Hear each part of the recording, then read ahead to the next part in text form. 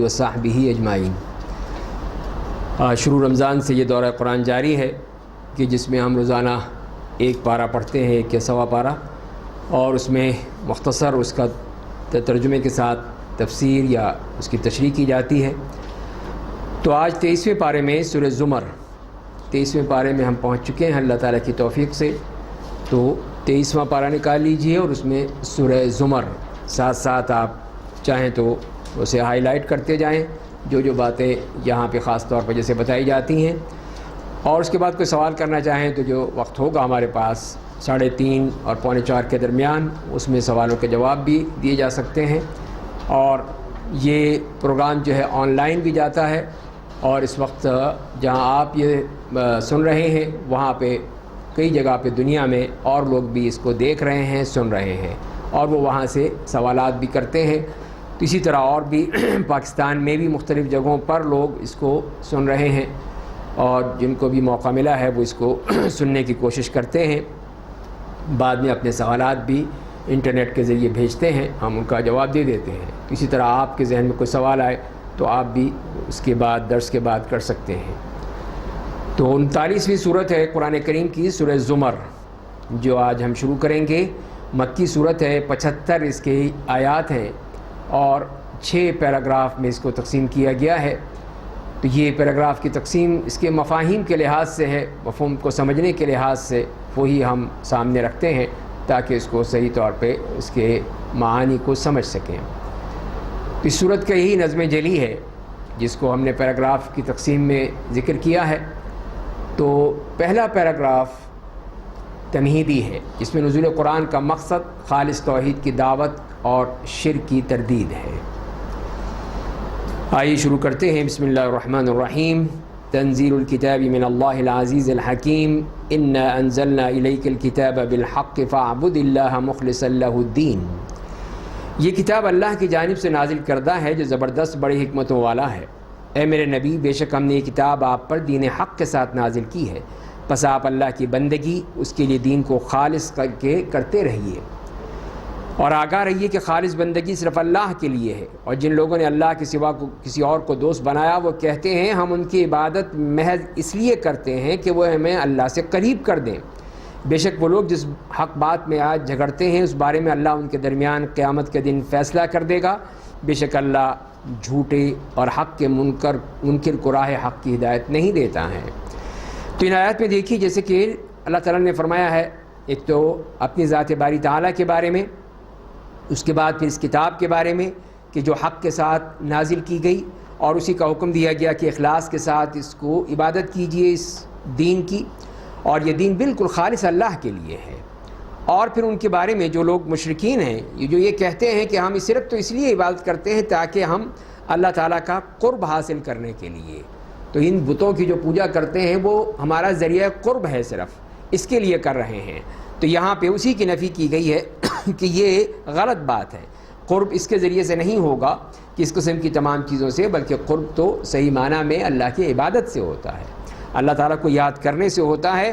اس طرح وہ وسیلہ بنا رہے ہیں ان بتوں کو یا اس قسم کی چیزوں کو شرک کے ذریعے سے تاکہ وہ اللہ کے قرب حاصل کر لیں، تو یہ چیز جو ہے یہ کسی طور پہ بھی جائز نہیں ہے۔ اصل چیز یہی ہے کہ جب ہم اللہ تعالیٰ کی عبادت کریں گے تب اس کا قرب حاصل ہوگا۔ تو قرب صرف اللہ کی عبادت سے حاصل ہوتا ہے، اور کوئی ذریعہ نہیں ہے، نہ کوئی انسان ہے زندہ یا مردہ یا اور کوئی چیز ہے اس کے ذریعے سے قرب حاصل نہیں ہوتا۔ قرب صرف اللہ کے دین سے، اللہ کی عبادت سے ہوتا ہے۔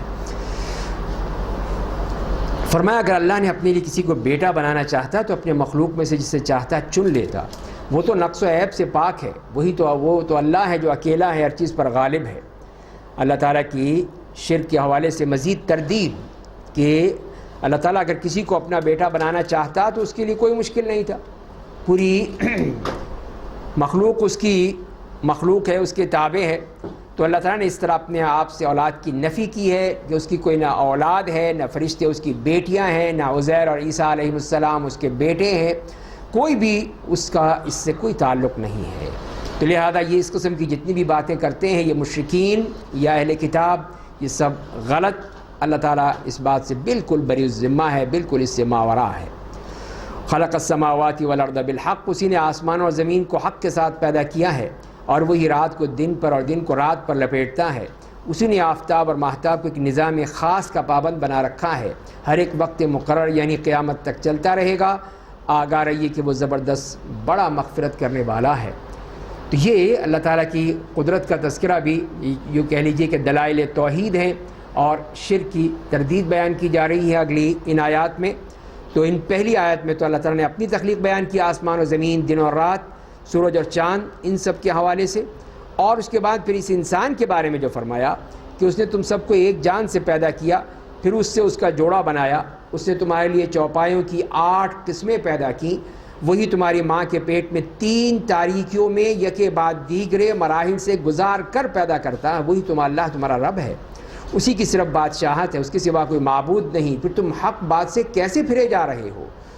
تو یہ اللہ تعالیٰ نے اپنی مخلوقات کے حوالے سے جو یہاں پر یہ فرما دیا کہ اس نے تمہیں ایک جان سے پیدا کیا، آدم علیہ السلام سے حوا کو پیدا کیا، اور اس کے بعد پھر ان سے پوری انسانیت میں یہ انسان پھیلتے چلے گئے، اور اس کے بعد پھر جو فرمایا کہ یہ 8 قسم کے جانور تمہیں دے دیے، جس میں اونٹ، گائے، بکری، بھیڑ، یہ 4 ہیں، نر اور مادہ بن کے 8 بن گئے، یہ ہیں جسے قرآن نے پہلے بھی ذکر فرمایا۔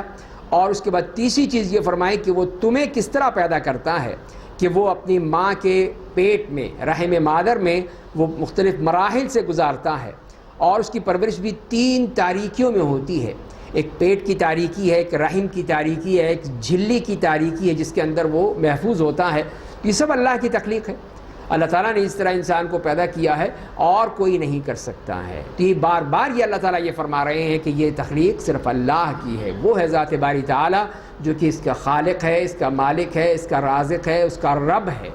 باقی کوئی بھی ایسی جو اللہ تعالیٰ نے بار بار چیلنج کیا ہے کہ تم میں سے کوئی ہے اس کو چیز دکھا دے، اس نے کوئی چیز تیار کی ہے، تخلیق کی ہے، بنائی ہے، پیدا کی ہے، جوڑی ہے، جو بھی کی ہے بتائے۔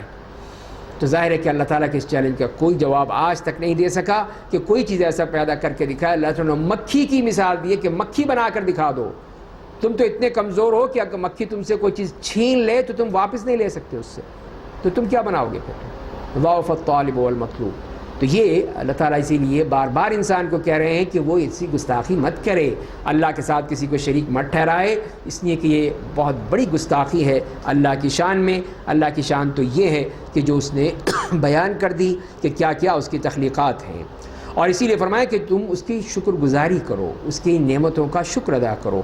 فرمایا اگر تم ناشکری کرو گے تو اللہ تم سے بے نیاز ہے، اور وہ اپنے بندوں کے لیے ناشکری کو پسند نہیں کرتا ہے، اور اگر تم شکر گزار بنو گے وہ تمہاری طرف سے اسے پسند کرے گا، اور روز قیامت کوئی بوجھ اٹھانے والا کسی دوسرے کا بوجھ نہیں اٹھائے گا۔ پھر تم سب کو تمہارے رب کے پاس ہی لوٹ کر جانا ہے، پھر وہ تمہارے کیے کی خبر دے گا، وہ بے شک سینوں میں چھپی باتوں کو جاننے والا ہے۔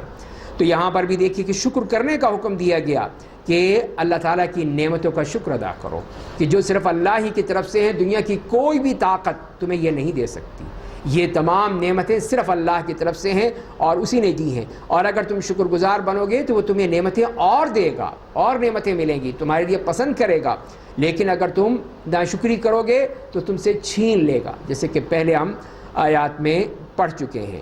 اور قیامت کے دن کے حوالے سے فرما دیا گیا ہے کہ اس دن کوئی کسی کا بوجھ نہیں اٹھائے گا، اور ہر ایک جو ہے وہ اپنے اپنے اعمال کا ذمہ دار ہوگا۔ کوئی باپ اپنے بیٹے کا نہیں اٹھا سکتا، بیٹا باپ کا نہیں اٹھا سکتا، بیوی شوہر کا نہیں اٹھا سکتی، شوہر بیوی کا نہیں اٹھا سکتا، کوئی کسی کا ذمہ دار نہیں ہے، صرف خود اپنے عمل کے ذمہ دار ہیں۔ تو یہ قرآن کریم نے اس بات کو اتنی مختصر الفاظ میں فرما دیا، اور آخری بات یہ فرمائی اس آیت میں کہ تمہیں اپنے رب کی طرف لوٹنا ہے، وہاں پہ تمہیں تمہارے اعمال کا نتیجہ نکلے گا، وہاں پہ سب چیزیں ملیں گی، اور وہاں پہ تم اس سے اس کا جزا یا سزا کا معاملہ ہوگا۔ اب انسان کا بھی دیکھیے کہ انسان کا بھی بتا دیا کہ انسان کا معاملہ کیا ہے، کہ کتنا اس میں تضاد پایا جاتا ہے۔ جب انسان کو کوئی تکلیف پہنچتی ہے تو اپنے رب کو اس کی طرف دل سے رجوع ہو کر پکارنے لگتا ہے، جب اسے اپنی طرف سے کوئی نعمت دیتا ہے تو اس کو تکلیف کو بھول جاتا ہے، جسے دور کرنے کے لیے وہ پہلے اللہ کو پکارتا تھا، اللہ کے لیے شریک بناتا تاکہ لوگوں اس کی راہ سے گمراہ کریں۔ میرے نبی آپ ایسے آدمی سے کہہ دیجئے تم اپنی ناشکری سے تھوڑا سا فائدہ اٹھا لو، بلا شبہ تم جہنمیوں میں سے ہو۔ تو یہاں اس کا جو فرمایا کہ ذہنی تضاد، دوغلا پن، کہ جب مصیبت آتی ہے تو پھر اللہ اللہ یا اللہ یا اللہ چیختا ہے، چلاتا ہے، پھر وہ جو کچھ بھی ہو جائے پھر وہ روتا ہے، اللہ کے سامنے گریہ زاری کرتا ہے۔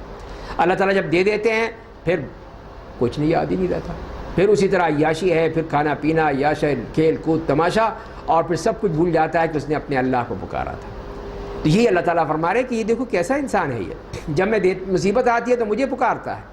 اور بار بار اللہ تعالیٰ نے قرآن کریم میں اس بات کی وہ مثال دی ہے کہ یہ مشرکین جب سمندر میں جاتے ہیں، کشتی میں سوار ہوتے ہیں، وہاں پہ جب طوفان آتا ہے، تلاطم آتا ہے، موجوں پہ موجیں آتی ہیں اور الٹنے لگتی ہے، ڈوبنے لگتی ہیں، تو پھر اڑاتے ہیں، اے اللہ بچا لے ہمیں، اب ہم شرک نہیں کریں گے، اب ہم شرک نہیں کریں گے، آپ کسی کو نہیں پکاریں گے، اے اللہ تو ہمیں بچا لے۔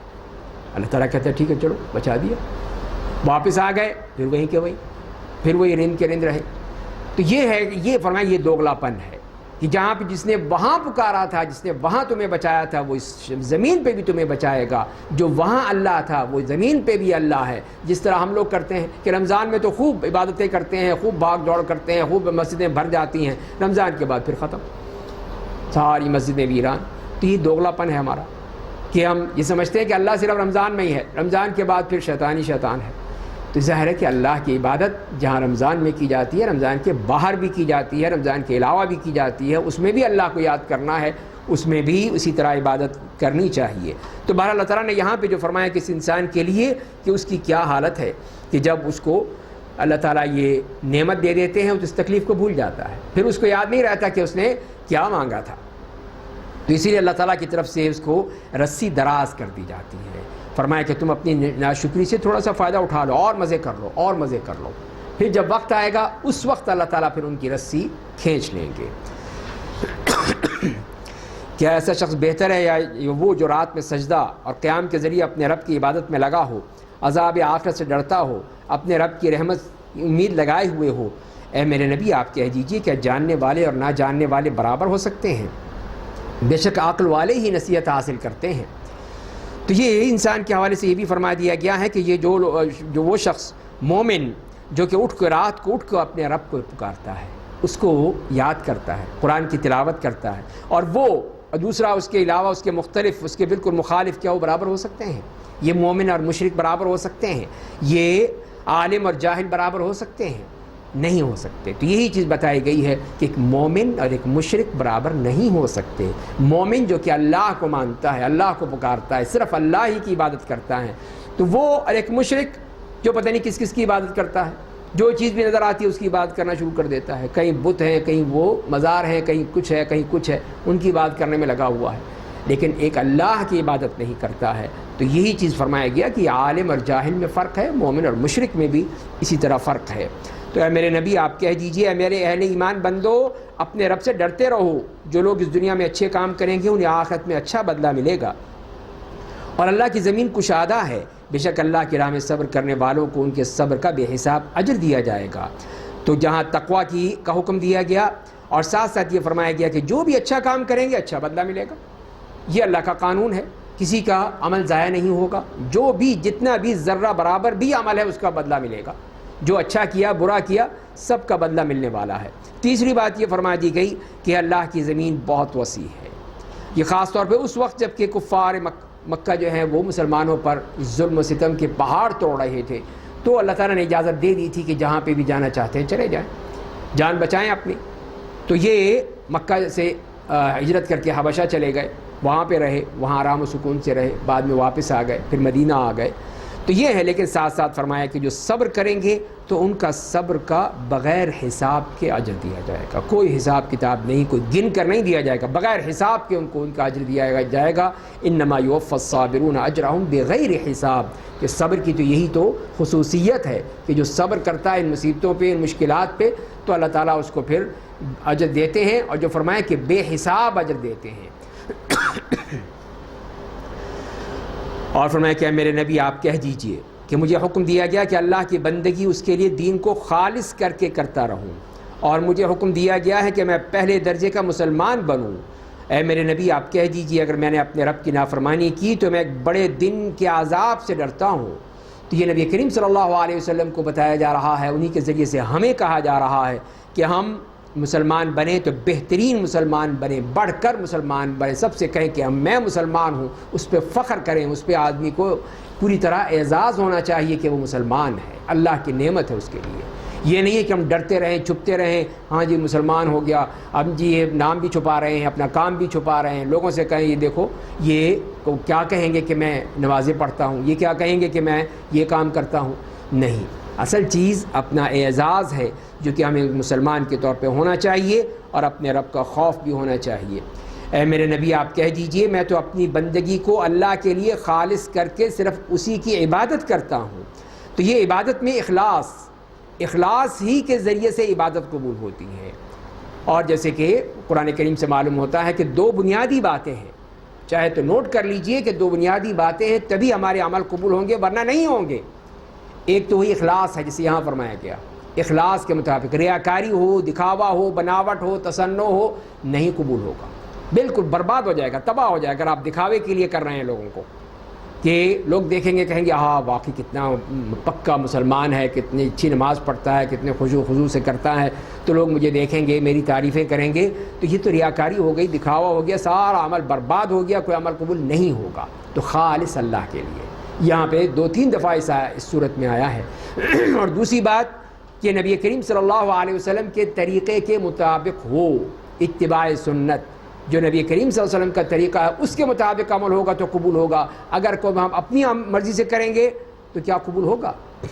تو وہ عمل قبول نہیں ہوگا۔ اس لیے کہ اللہ تعالیٰ نے، اللہ کے رسول صلی اللہ علیہ وسلم نے شریعت دے دی، شریعت مکمل ہو گئی، اب اس میں کوئی پیوند کاری کی، اضافے کی کسی کی ضرورت ہی نہیں رہی۔ اب آپ کہیں کہ نہیں جی میں مغرب کی 3 نہیں 4 پڑھ لوں، تو کیا حرج ہے؟ ایک رکعت زیادہ ہی کی ہے نا، میں نے کم تھوڑی کی ہے۔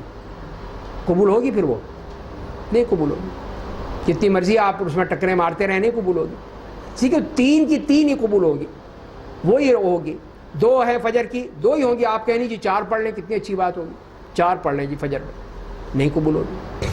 تو لہذا اس کا مطلب یہی کہ جو اتباع سنت ہے، جو طریقہ ہے، اس کے مطابق بات ہوگی ہر کام میں، اس کے مطابق چلیں گے۔ نماز ہے، روزہ ہے، زکوٰۃ ہے، حج ہے، جو بھی ہیں نبی کریم صلی اللہ علیہ وسلم بتا کر گئے ہیں، ہمیں ہر چیز سکھا کر گئے ہیں، پھر ہم کیسے اپنی طرف سے اس میں سے کچھ بڑھا سکتے ہیں یا گھٹا سکتے ہیں؟ کر ہی نہیں سکتے۔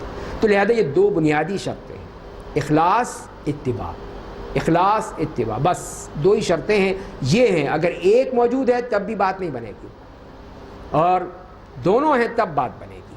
تو یہی چیز قرآن نے یہاں پر کئی بار بار کہی کہ قل اللہ اعبد مخلصا لہ دینی، اپنے دین کو مخلص کرتے ہوئے پورے اخلاص کے ساتھ۔ اور اس کے بعد جو فرما دیا گیا ان لوگوں کے لیے جو اللہ کے لیے دین کو خالص نہیں کرتے ہیں، بس تم لوگ اس کے سوا جس کی چاہو عبادت کرو۔ آپ کہہ دیجئے بلا شبہ گھاٹا پانے والے تو وہ ہیں جو قیامت کے دن اپنی جانوں اور اپنے گھر والوں کو خسارے میں ڈالیں گے۔ جان لیجئے کہ وہی کھلا نقصان اور خسران ہوگا کہ یہ وہ جنہوں نے اس دنیا میں اللہ کے لیے کام نہیں کیا، اللہ کی عبادت نہیں کی، ان کا معاملہ یہ کہ وہ خسارہ ہی خسارہ ہے۔ اور ان کا انجام کیا ہوگا؟ ان کے لیے ان کے اوپر سے آگ سائبان ہوگی، ان کے نیچے سے آگ بھی سائبان ہوں گے۔ یہ وہ عذاب ہے جس سے اللہ اپنے بندوں کو ڈراتا ہے، پس اے میرے بندو مجھ سے ڈرو۔ تو یہ اللہ کا خوف، اللہ کا تقوی پیدا ہو جائے تو پھر تو سارے مسئلے ہی آسان ہو جائیں۔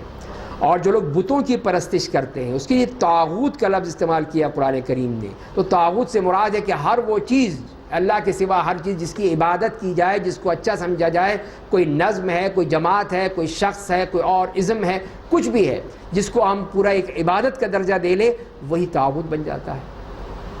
تو اسی لیے منع کیا گیا، اجتنبوا الطاغوت، کہ جو لوگ طاغوت سے بچ جائیں۔ اس قسم کے جتنا بھی طاغوتی نظام ہے، طاغوتی سسٹم ہے، تو وہ ہمیں شیطانی راستوں کی طرف لے جاتا ہے۔ تو فرمائیں کہ جو لوگ بتوں کی پرستش سے بچتے ہیں، اللہ کی طرف رجوع کرتے ہیں، ان کے لیے خوشخبری ہے۔ بس اے میرے نبی آپ میرے بندوں کو خوشخبری دے دیجئے۔ اور وہ کیا کرتے ہیں؟ جو قرآن کو غور سے سنتے ہیں۔ قرآن پڑھنے کے لیے ہے، سمجھنے کے لیے ہے، غور و فکر کرنے کے لیے ہے، تدبر کے لیے ہے، صرف چومنے چاٹنے کے لیے نہیں ہے۔ کہ صرف ہم اسے تقدس سمجھے کہ جب چاہا اس کو بوسہ دیا اور پھر اٹھا کے رکھ دیا کہ چلو آئندہ رمضان میں پھر اس کو بوسہ دے دیں گے، تو اس لیے رکھا ہوا ہے ہم نے، اس کو لپاٹ کے بڑے اچھے قیمتی غلاف میں رکھ دیا ہے کہ خراب نہ ہو جائے، مٹی نہ پڑ جائے، غبار نہ آ جائے۔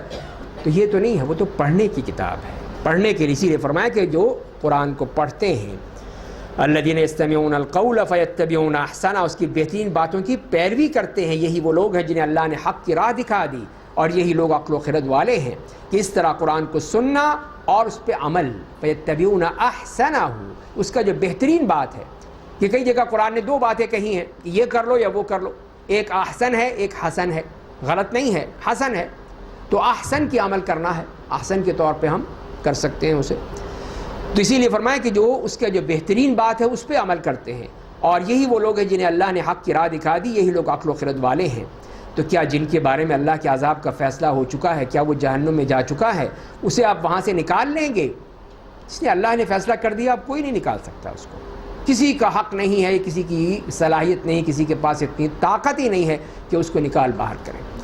لیکن جو لوگ اپنے رب سے ڈرتے ہیں ان کے لیے جنت میں بالا خانے ہوں گے، جن کے اوپر بھی بالا خانے بنے ہوں گے، ان کے نیچے نہریں جاری ہوں گی، یہ اللہ کا وعدہ ہے، اللہ اپنے وعدے کے خلاف نہیں کرتا ہے۔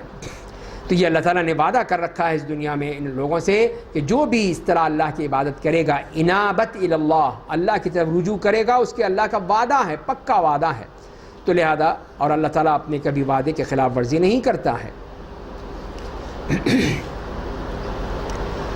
اب یہاں سے یہ تیسرے پیراگراف میں مومن توحید اور منکرین توحید کے درمیان موازنہ ہے کہ کس طرح ان کو موازنہ کیا جا سکتا ہے۔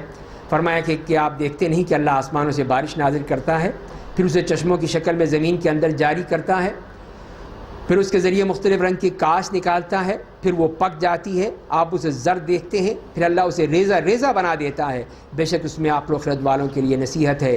تو اسی طرح اللہ تعالیٰ نے دنیا اور اس کی نعمتوں کی بے ثباتی کہ اس کی کوئی حقیقت نہیں ہے، کہ سب کچھ نظر آتا ہے کہ یہ درخت ہے، پودا ہے، پھول ہے، لیکن انجام ختم، ظاہر جہاں خزاں کا موسم آیا سب کچھ ختم ہو گیا، نہ وہ پھل رہے، نہ پودے رہے، نہ درخت رہے، نہ وہ پھول رہے، سب کچھ ختم ہو جاتا ہے۔ تو یہی فرمایا گیا ہے کہ آدمی جب دیکھ کے بڑا خوش ہوتا ہے، یہی انسان کا معاملہ ہے کہ پہلے تو وہ انسان اپنے ان چیزوں کو دیکھ کے بڑے اچھی لگتی ہیں، لیکن جب وہ چیزیں چھن جاتی ہیں، ختم ہو جاتی ہیں، یا وہ مر جاتا ہے، پھر دیکھتا ہے کہ کچھ بھی نہیں رہا۔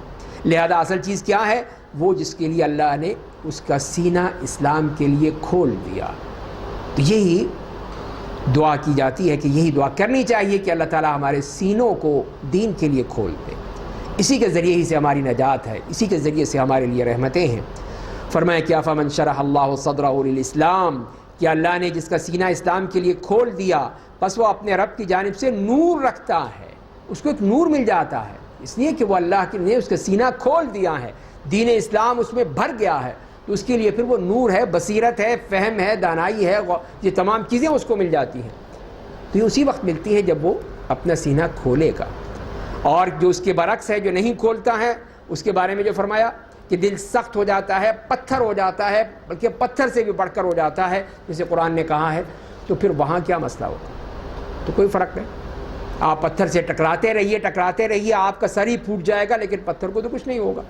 اسی طرح یہ ایسے دل ہیں کہ یہاں پہ ہدایت آتی ہے، ٹکرا کے واپس چلی جاتی ہے، کوئی فائدہ نہیں ہوتا۔ تو ایسے دلوں کے بارے میں فرمایا کہ فویل للقاسیۃ قلوبہم من ذکر اللہ، پس ان کے لیے خرابی ہے جن کے دل اللہ کی یاد سے غفلت کی وجہ سے سخت ہو گئے، دل سخت ہو گئے، ان پہ اثر ہی نہیں ہوتا۔ چکنے گھڑے ہیں، بوند پڑی پھسل گئی، تو بس ایسے چکنے گھڑوں سے کیا فائدہ؟ فرمایا کہ نہیں، دل کو کھول دو، دل میں کشادگی پیدا کرو، اس دین کو سمجھنے کی کوشش کرو۔ تو یہ ہے اصل چیز جو قرآن جس کی دعوت دے رہا ہے۔ اور یہ قاسیۃ القلوب، ان کے بارے میں فرمایا کہ ایسے لوگ کھلی گمراہی میں ہیں۔ اللہ نے سب سے اچھا کلام نازل فرمایا، بہترین کلام، اس سے بڑھ کر کوئی کلام ہو نہیں سکتا ہے، یعنی ایک کتاب جس کی آیتیں معانی میں ملتی جلتی ہیں، جنہیں بار بار دہرایا جاتا ہے، جنہیں سن کر ان لوگوں کے بدن کانپ جاتے ہیں جو اپنے رب سے ڈرتے ہیں، پھر ان کے جسم ان کے دل نرم ہو کر اللہ کی یاد کی طرف مائل ہوتے ہیں۔ یہ قرآن اللہ کی ہدایت ہے، وہ اس کے ذریعے جسے چاہتا ہے رائے حق دکھاتا ہے، جسے اللہ گمراہ کر دے اسے کوئی ہدایت نہیں دے سکتا۔ تو یہاں پہ بھی اس کتاب کے بارے میں فرما دیا کہ احسن الحدیث، بہترین کتاب ہے، اب کوئی بھی مسئلہ ہو، کوئی بھی فن ہو، کوئی آپ چیز ہے، تو آپ ریسرچ کرتے ہیں، دیکھتے ہیں، تلاش کرتے ہیں کوئی اچھی کتاب ملے، بہترین موضوع پہ ملے. تو یہاں پہ اللہ تعالیٰ نے ہمارے لیے بہترین کتاب خود نازل فرما دی، ہمیں تلاش کرنے کی ضرورت ہی نہیں پڑی کہ سب سے بہترین چیز یہ ہے احسن الحدیث. اس کو اب دیکھ لو، اس میں کوئی غلطی نہیں، کوئی اس میں پرابلم نہیں، بالکل آسان چیز ہے، پڑھو، سمجھو، دیکھو، عمل کرو. اور یہ فرمائیں کہ متشابہا مثانی، آیتیں بھی معانی ملتی جلتی ہیں. ایک چیز اللہ تعالیٰ بار بار ذکر کرتے ہیں مختلف انداز سے، مختلف اسلوب سے، مختلف طریقوں سے، اور پھر وہ بار بار پڑھی جاتی ہیں. ہر دفعہ پڑھتے ہیں، نمازوں میں پڑھتے ہیں، تلاوت کرتے ہیں، سنتے ہیں، تو اس کو بار بار پڑھا جاتا ہے. کتاب ہی ایسی ہے کہ اس کو جتنا پڑھیں اتنا ہی فائدہ ہے. تو فرمایا کہ جو اس کو پڑھتے ہیں پھر اس کا کیا فائدہ ہوتا ہے، عمل کرتے ہیں کہ ان کے دل کانپ اٹھتے ہیں، ان کی کھالیں جو ہیں ان کے رونگٹے کھڑے ہو جاتے ہیں جب وہ اللہ کی اس آیات پہ غور و فکر کرتے ہیں. تو یہ کتاب تو اس لیے آئی ہے.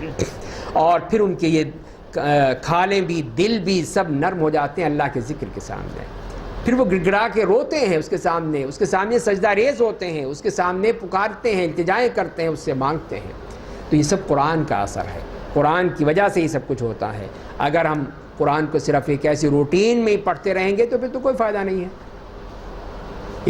اجر تو مل جائے گا آپ کو، لیکن اصل فائدہ یہ قرآن کہہ رہا ہے کہ الذین یخشون ربہم ثم تلین جلودہم وقلوبہم الی ذکر اللہ، کہ وہ صحیح اصل معنی، اصل فائدہ پہنچ جائے. تو یہ ہے اصل مقصد جو قرآن کا مقصد ہے.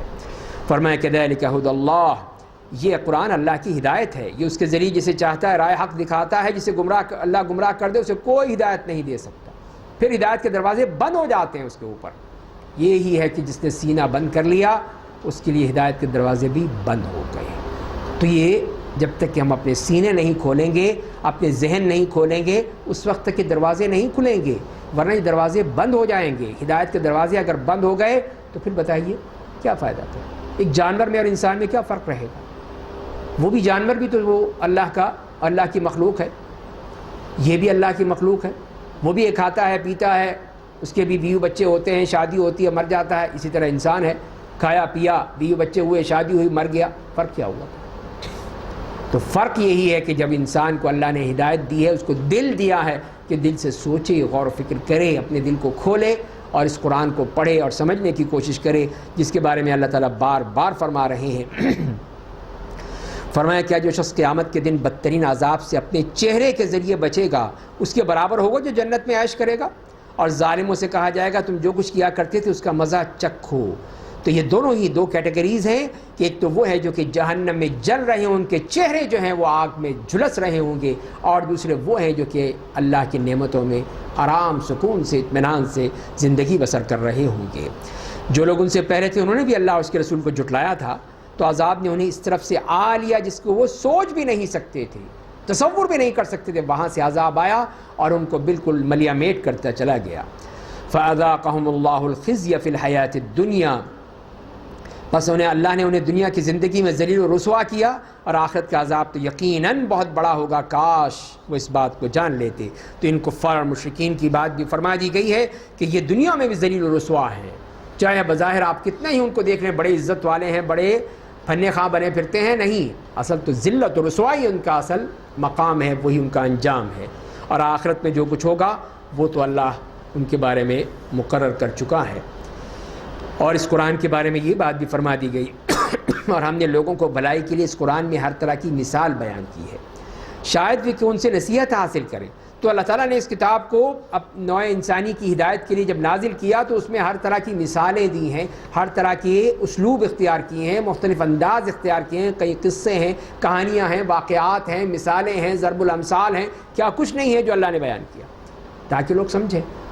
لوگ مختلف انداز سے ہوتے ہیں، کوئی سمجھتا ہے، کوئی نہیں سمجھتا ہے. اللہ تعالیٰ نے کہا کہ ٹھیک ہے میں تمہیں ہر طرح سے سمجھاؤں گا. تو اللہ تعالیٰ نے ہر مثال دے کے سمجھا دیا ہے. کہیں مکھی کی مثال، کہیں مکڑی کی مثال، کہیں اور کوئی چھوٹی کوئی بڑی، مثالیں ہی مثالیں ہیں. تو یہ سب اسی لیے کہ تاکہ ہم سمجھیں، لعلہم یتذکرون، نصیحت حاصل کریں، سمجھنے کی کوشش کریں. وہ قرآن جو عربی زبان میں ہے، جس میں کوئی کجی نہیں ہے، شاید کہ لوگ تقویٰ کی راہ اختیار کریں. تو اسی لیے فرمایا کہ مشکل نہیں ہے اس میں. عربی نہیں جانتے ہو تو کوئی اور زبان میں سن سکتے ہو، پڑھ سکتے ہو، سمجھ سکتے ہو، لیکن عربی سیکھو، اس میں بھی کوئی مشکل نہیں ہے. تو لہذا تمہیں قرآن کو سیکھنا ہے، قرآن کو سمجھنا ہے کہ اس میں کوئی کجی نہیں ہے، کوئی اختلاف نہیں ہے. اور فرمایا کہ اللہ تعالیٰ ایک ایسے شخص کی مثال بیان کرتے، ساتھ ایک مثال بھی دے دی جس میں کئی جھگڑالو آدمی شریک ہیں، ایک ایسے شخص کی جو خالص ایک آدمی کی ملکیت ہے۔ کیا دونوں حالات میں برابر ہو سکتے ہیں؟ ہر قسم کی تعریف صرف اللہ کے لیے ہے، بلکہ اکثر لوگ صحیح علم نہیں رکھتے ہیں۔ تو یہاں مشرک اور موحد کی مثال دے کر فرق واضح کیا ہے کہ فرمایا کہ ایک شخص تو وہ ہے، ایک غلام ہے، اس کے کئی آقا ہیں، کئی اس کے مالک ہیں، وہ اس میں پارٹنر ہیں، سب بندہ ایک ہے۔ اب ہیں بھی سارے جھگڑالو انتہائی بدتمیز قسم کے لوگ۔ وہ کہتا ہے کوئی ادھر آ میرا کام کر، وہ کہتا نہیں میرا کام کر، وہ کہتا فلاں جگہ جا، وہ کہتا فلاں جگہ۔ اب وہ بیچارہ کیا کرے گا بتائیے؟ 10 آدمی ہے، 10 اس کو کوئی کچھ کہہ رہا ہے، کوئی کچھ کہہ رہا ہے، کوئی کچھ کہہ رہا ہے، تو وہ کوئی کام کر ہی نہیں سکتا۔ شرکاء متشاکسون فی رجل، ہر شخص اس میں جھگڑ رہا ہے، وہ اس کو گالیاں دے رہا ہے، وہ اس کو برا بھلا کہہ رہا ہے، وہ بیچارہ پریشان۔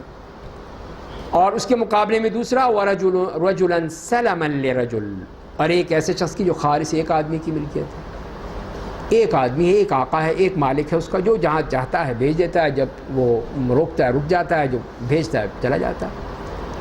کتنا آسانی ہے اس کے، کوئی مشکل نہیں، کوئی پریشانی نہیں۔ تو یہی ہے مومن اور موحد کی مثال کہ مومن ایک اللہ کو مانتا ہے، اس کے حکم کا پابند ہے۔ اب جو مشرک ہیں وہ کتنے ہی معبودوں کو مان رہا ہے، یہ فلاں بھی ہے، فلاں بھی ہے، فلاں بھی ہے، فلاں بھی ہے۔ اب کس کی بات مانے گا وہ؟ کس کے ساتھ چلے گا؟ کس کو اپنا کہے گا کہ یہ میرا ہے؟ تو مومن تو ہے وہ تو کہتے ہیں میرا رب، میرا اللہ ایک ہے، تو اس کو پھر کوئی پریشانی نہیں، کوئی مشکل نہیں، اللہ تعالیٰ اس کی مشکلیں آسان کر دیتا ہے۔ اسی لیے فرمایا کہ حل یستویان مثلا، یہ برابر ہو سکتے ہیں؟ عقل سے سوچو، غور و فکر کرو۔ قرآن یہی تو دعوت دے رہا ہے کہ سوچ کے غور و فکر کر کے سمجھو اسے۔ تمام تعریفیں اللہ کے لیے ہیں، بل اکثر لوگ اس سے صحیح علم نہیں رکھتے ہیں۔ تو اے میرے نبی، آپ بھی مر جائیں گے، یہ لوگ بھی مر جائیں گے، پھر تم لوگ قیامت کے دن اپنے رب کے پاس ایک دوسرے سے جھگڑو گے۔ تو یہ ان لوگوں کے بارے میں کہا رہا ہے جو نبی کریم صلی اللہ علیہ وسلم کی موت کی تمنا کرتے تھے کہ یہ مر جائیں گے تو پھر کیا ہوگا؟ دین بھی مر جائے گا۔ تو اللہ تعالیٰ نے فرمایا کہ نہیں، ایسی کوئی بات مت سمجھنا، یہ دین اللہ کا دین ہے، نبی کا دین نہیں ہے۔ نبی انتقال کر جائیں تو نبی وہ دین ختم نہیں ہو جائے گا، تو لہذا آپ نے بھی ایک دن مرنا ہے، لیکن کیا آپ مر جائیں گے تو یہ باقی رہیں گے؟ یہ بھی تو مر جائیں گے۔ تو اسی لیے سب نے مرنا ہے، سب نے اس دنیا سے جانا ہے، لیکن یہ دین باقی رہے گا، اور پھر قیامت کے دن وہاں فیصلہ ہو جائے گا کہ کون حق پر تھا، کون باطل تھا، وہاں اللہ تعالیٰ واضح کر دیں گے۔ 24واں پارہ شروع ہوتا ہے فَمَنْ أَظْلَمُ مِمَّنْ كَذَبَ عَلَى اللَّهِ وَكَذَّبَ بِالصِّدْقِ إِذْ جَاءَهُ، بس اس شخص سے بڑا ظالم کون ہوگا جس نے اللہ پر افترا پردازی کی، جب سچی بات اسے پہنچ گئی تو اسے جھٹلا دیا۔ کیا کافروں کا ٹھکانہ جہنم میں نہیں ہے؟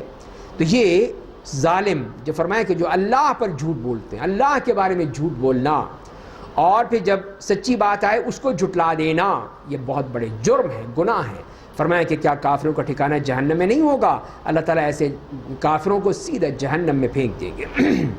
اور اس کے مقابلے میں وہ شخص جو رسول سچی بات لے کر آیا، جن لوگوں نے اس بات کی تصدیق کی، وہی لوگ اللہ سے ڈرنے والے ہیں، اللہ کے بندے ہیں جو اس بات کو قبول کرتے ہیں۔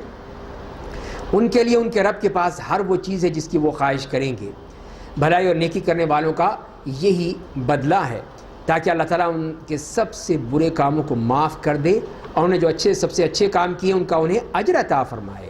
تو یہ اللہ تعالیٰ نے یہ سسٹم بتا دیا ہے کہ یہ ہے اللہ تعالیٰ کی طرف سے کہ جو بھی ان کے جو برے کام ہیں ان کو بھی اللہ تعالیٰ معاف کر دے، کہ لَيُكَفِّرَ اللَّهُ عَنْهُمْ أَسْوَأَ الَّذِي عَمِلُوا، جو برے کام کیے تو اس کا بھی مداوع ہو جائے گا، وہ بھی ختم ہو جائیں گے۔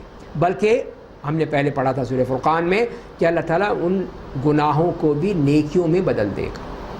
کتنا بڑا احسان ہے کہ گناہ معاف ہو جائیں، وہی کافی ہے، وہی اس غفار سے، اس ستار سے کہ وہی معاف کر دے ہمارے گناہ۔ اس سے بڑھ کر کہ جس نے توبہ کر دی، اللہ تعالیٰ نے اس کے گناہوں کو بھی نیکیوں میں بدل دیا۔ یبدل اللہ سیئاتہم حسنات، اور یہاں پہ بھی فرمایا کہ اللہ تعالیٰ ان کے وہ جو برے ہیں، برے اعمال، ان کا بھی کفارہ کر دے گا، یعنی معاف کر دے گا، اور جو اچھے کام کیے ان کا اجر عطا فرمائے گا، اس کا ان کو اجر ملے گا، اور وہ اس کے ذریعے سے وہ ہر طرح کی نعمتیں پائیں گے۔ کیا اللہ اپنے بندے کے لیے کافی نہیں ہے؟ یہ نبی کریم صلی اللہ علیہ وسلم کی حفاظت کے لیے، آپ کے نگہداشت کے لیے کیا کافی نہیں ہے؟ مشرکین آپ کو اللہ کے سوا جھوٹے معبودوں سے ڈراتے ہیں، جسے اللہ گمراہ کر دے اسے کوئی ہدایت دینے والا نہیں ہے، کہ یہ ہمارے وہ کر دیں گے، تمہارا ایسا تیسا کر دیں گے، تم نے یہ کی تو ہمارے وہ یہ کر دیں گے، ہمارے وہ یہ کر دیں گے۔ یہ آج کل بھی یہی ہوتا کہ مان لو ورنہ دیکھ لو کہ ہمارے پیر صاحب جو ہیں ان کے پاس بڑی طاقت ہے، وہ اس طرح جلا کے بزم کر دیتے ہیں، یہ کر دیتے ہیں، وہ کر دیتے ہیں۔ تو یہی وہ کیا کرتے تھے کافر بھی، کہ دیکھو ہمارے بت جو ہیں تمہاری ٹانگیں توڑ دیں گے، تم ہماری بات مان لو اور ہمیں مت ان کو کرو یا برا بھلا مت کہو۔ تو یہی چیز اللہ تعالیٰ فرما رہے ہیں کہ الیس اللہ بکاف عبدہ، اللہ اپنے بندے کے لیے کافی نہیں ہے؟ تو یہ کیا بکواس کر رہے ہیں؟ اس کی بات وہ اپنے بندے کی حفاظت کرے گا، جسے اللہ ہدایت دے اسے کوئی گمراہ نہیں کر سکتا، کہ اللہ زبردست انتقام لینے والا نہیں ہے۔ اور اگر آپ ان سے پوچھیں گے کہ آسمان اور زمین کو کس نے پیدا کیا، تو وہ کہیں گے انہیں اللہ نے بنایا ہے۔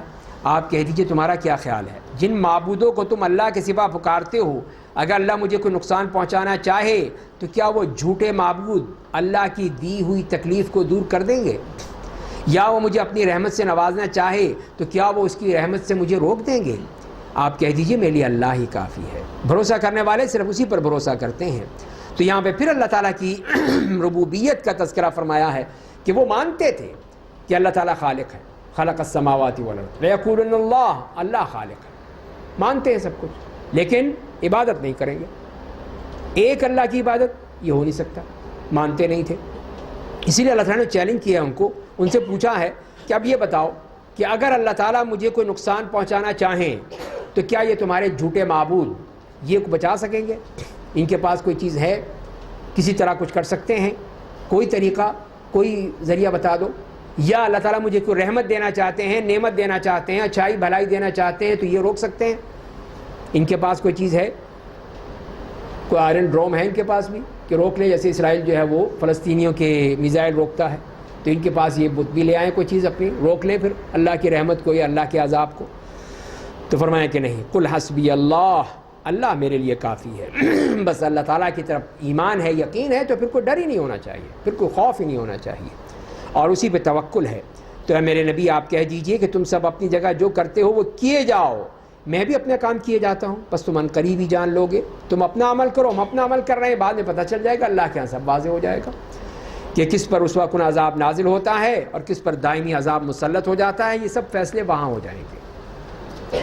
بے شک ہم نے لوگوں کی ہدایت کے لیے آپ پر دین حق کے ساتھ کتاب نازل کی ہے، پس جو ہدایت قبول کرے گا وہ اپنا بھلا کرے گا، اور جو رائے حق سے برگشتہ ہوگا اس کا نقصان وہ خود اٹھائے گا، اور آپ ان پر داروغہ بنا کر نہیں بھیجے گئے، ہر ایک اپنا اپنے عمل کا پابند ہو جائے گا۔ آپ کا کام کیا ہے؟ دعوت دے دیجئے بس، کوئی آپ ڈنڈے نہیں چلائیں گے، زبردستی نہیں کریں گے، ماریں گے نہیں، پیٹیں گے نہیں، صرف دعوت دیجئے، باقی کام اللہ کا ہے۔ پھر اللہ تعالیٰ نے انسان کی نیند کے حوالے سے ہی بتا دیا کہ اللہ روحوں کو ان کی موت کے وقت پورے طور پر لے لیتا ہے، جن کی موت نہیں آئی انہیں نیند کی حالت میں لے لیتا ہے، پھر جن کی موت کا فیصلہ کر دیتا ہے انہیں روک لیتا ہے، اور باقی روحوں کو ان کے وقت مقررہ تک کے لیے چھوڑ دیتا ہے۔ بے شک اس میں غور فکر کرنے والوں کے لیے نشانی ہے۔ تو یہاں پہ نیند اور موت دو چیزوں کے بارے میں بتا دیا گیا ہے، بندوں کو یہ خبر کر دی گئی ہے، بتا دیا گیا ہے کہ پوری کائنات میں اللہ تعالیٰ ہی کا حکم چلتا ہے، وہ جو چاہتا ہے کرتا ہے۔ تو وہی فرشتوں کے ذریعے سے انسانوں کی روحوں کو ان کے جسم سے نکالتا ہے۔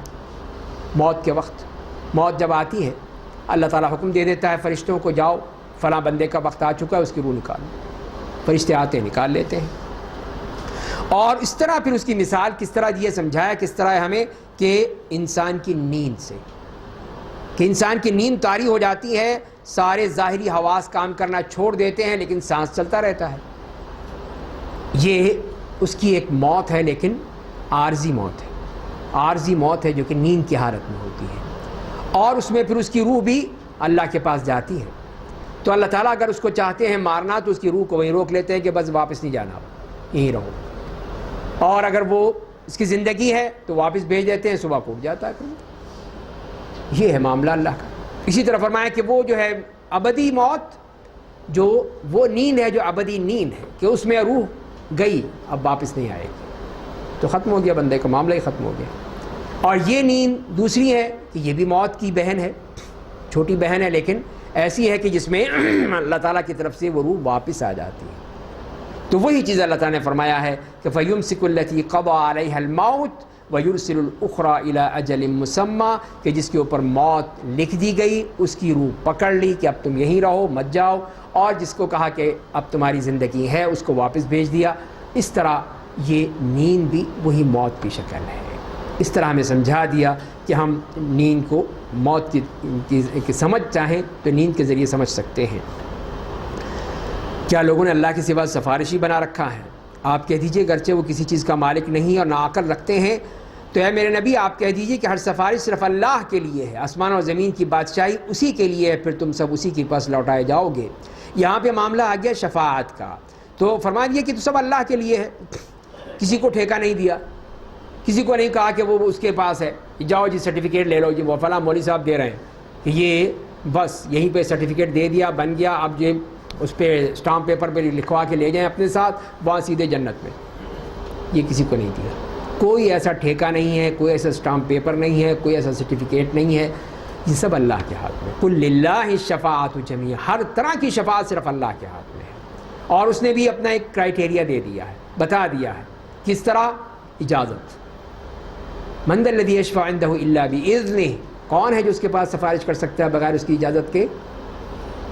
کوئی نہیں ہے۔ تو اجازت پہلے، این او سی، اللہ سے این او سی لینا ہوگا، مل جائے گا ٹھیک ہے۔ نمبر 2، راضی ہونا، اللہ جس سے راضی ہو اس کو اجازت ملے گی، ہر ایک کو نہیں ملے گی۔ ہر ایرا غیرہ نتھو خیرہ کہہ دے کہ نہیں کہ مجھے بھی اجازت ہے، میں جس کو لے جاؤں، میرے ساتھ پورے وہ ہیں جو میری پوچھڑ پکڑ لے چلے جائے، سیدھا چلے جائے، تو وہ اللہ تعالیٰ کو انہوں نے مذاق سمجھ رکھا، جس کو چاہیں لے جائیں گے۔ تو یہی فرمایا کہ یہ تو اللہ کا کام ہے۔ قُل لِلَّهِ الشَّفَاعَةُ جَمِيعًا، ساری شفاعت سفارش اللہ کی ہے، وہ جس کو چاہے گا اس کو اجازت ملے گی۔ ہر ایک کا معاملہ نہیں ہے، کسی کو ٹھیکہ نہیں ملا ہوا، نہ کسی کو کوئی اتھارٹی دی گئی ہے، نہ کوئی وہاں پر یہ اللہ کا نائب بنا ہوا ہے، نہیں، صرف اللہ کے ہاتھ میں ہے، وہ جس کو چاہے دے دے۔ اسی لیے اسی کی بادشاہت ہے، جو چاہے کرے وہ۔ اور جو لوگ آخرت پر ایمان نہیں رکھتے، جب ان کے سامنے صرف ایک اللہ کا ذکر آتا ہے تو ان کے دل نفرت کرنے لگتے ہیں، اور جب اللہ کے سوا دوسروں کا نام آتا ہے تو خوشی سے ان کی باچھیں کھل جاتی ہیں۔ تو ان کے فرمایا کہ یہ ہے معاملہ مشرک اور مومن کا۔ مومن تو خوش ہوتا ہے اپنے رب کی بات سن کے، اپنے رب کا ذکر کر کے اللہ کا قرب حاصل کرتا ہے۔ یہ مشرک یہ سنتے ہیں تو ان کا دل تنگ ہونے لگتا ہے، ایک اللہ کا ذکر، لیکن جب دوسروں کا بھی آ جائے، ان کے سارے حواریوں کا بھی ذکر آ جائے، بڑے خوش ہوتے ہیں، ہاں اس کا بھی ذکر آ گیا، اس کا بھی ذکر آ گیا۔ تو توحید کا ذکر کریں ایسے لوگوں کے سامنے تو دل قبض ہونے لگتا ہے، ان کو ان کے دل منقبض ہو جاتا ہے، سننا نہیں چاہتے کہ نہیں جی یہ ٹھیک نہیں ہے، اس میں تو اختلاف پیدا ہو جاتا ہے۔ ارے اللہ کے بندے، یہ قرآن کہہ رہا ہے، قرآن کے ذریعے سے سمجھو، قرآن نے جو توحید دی ہے اس کو سمجھو۔ جہاں تمہیں بتائی جائے کہ توحید پہ کام کرو تو تم پریشان ہو جاتے ہو، بے چین ہو جاتے ہو کہ یہ کیا کر دیا۔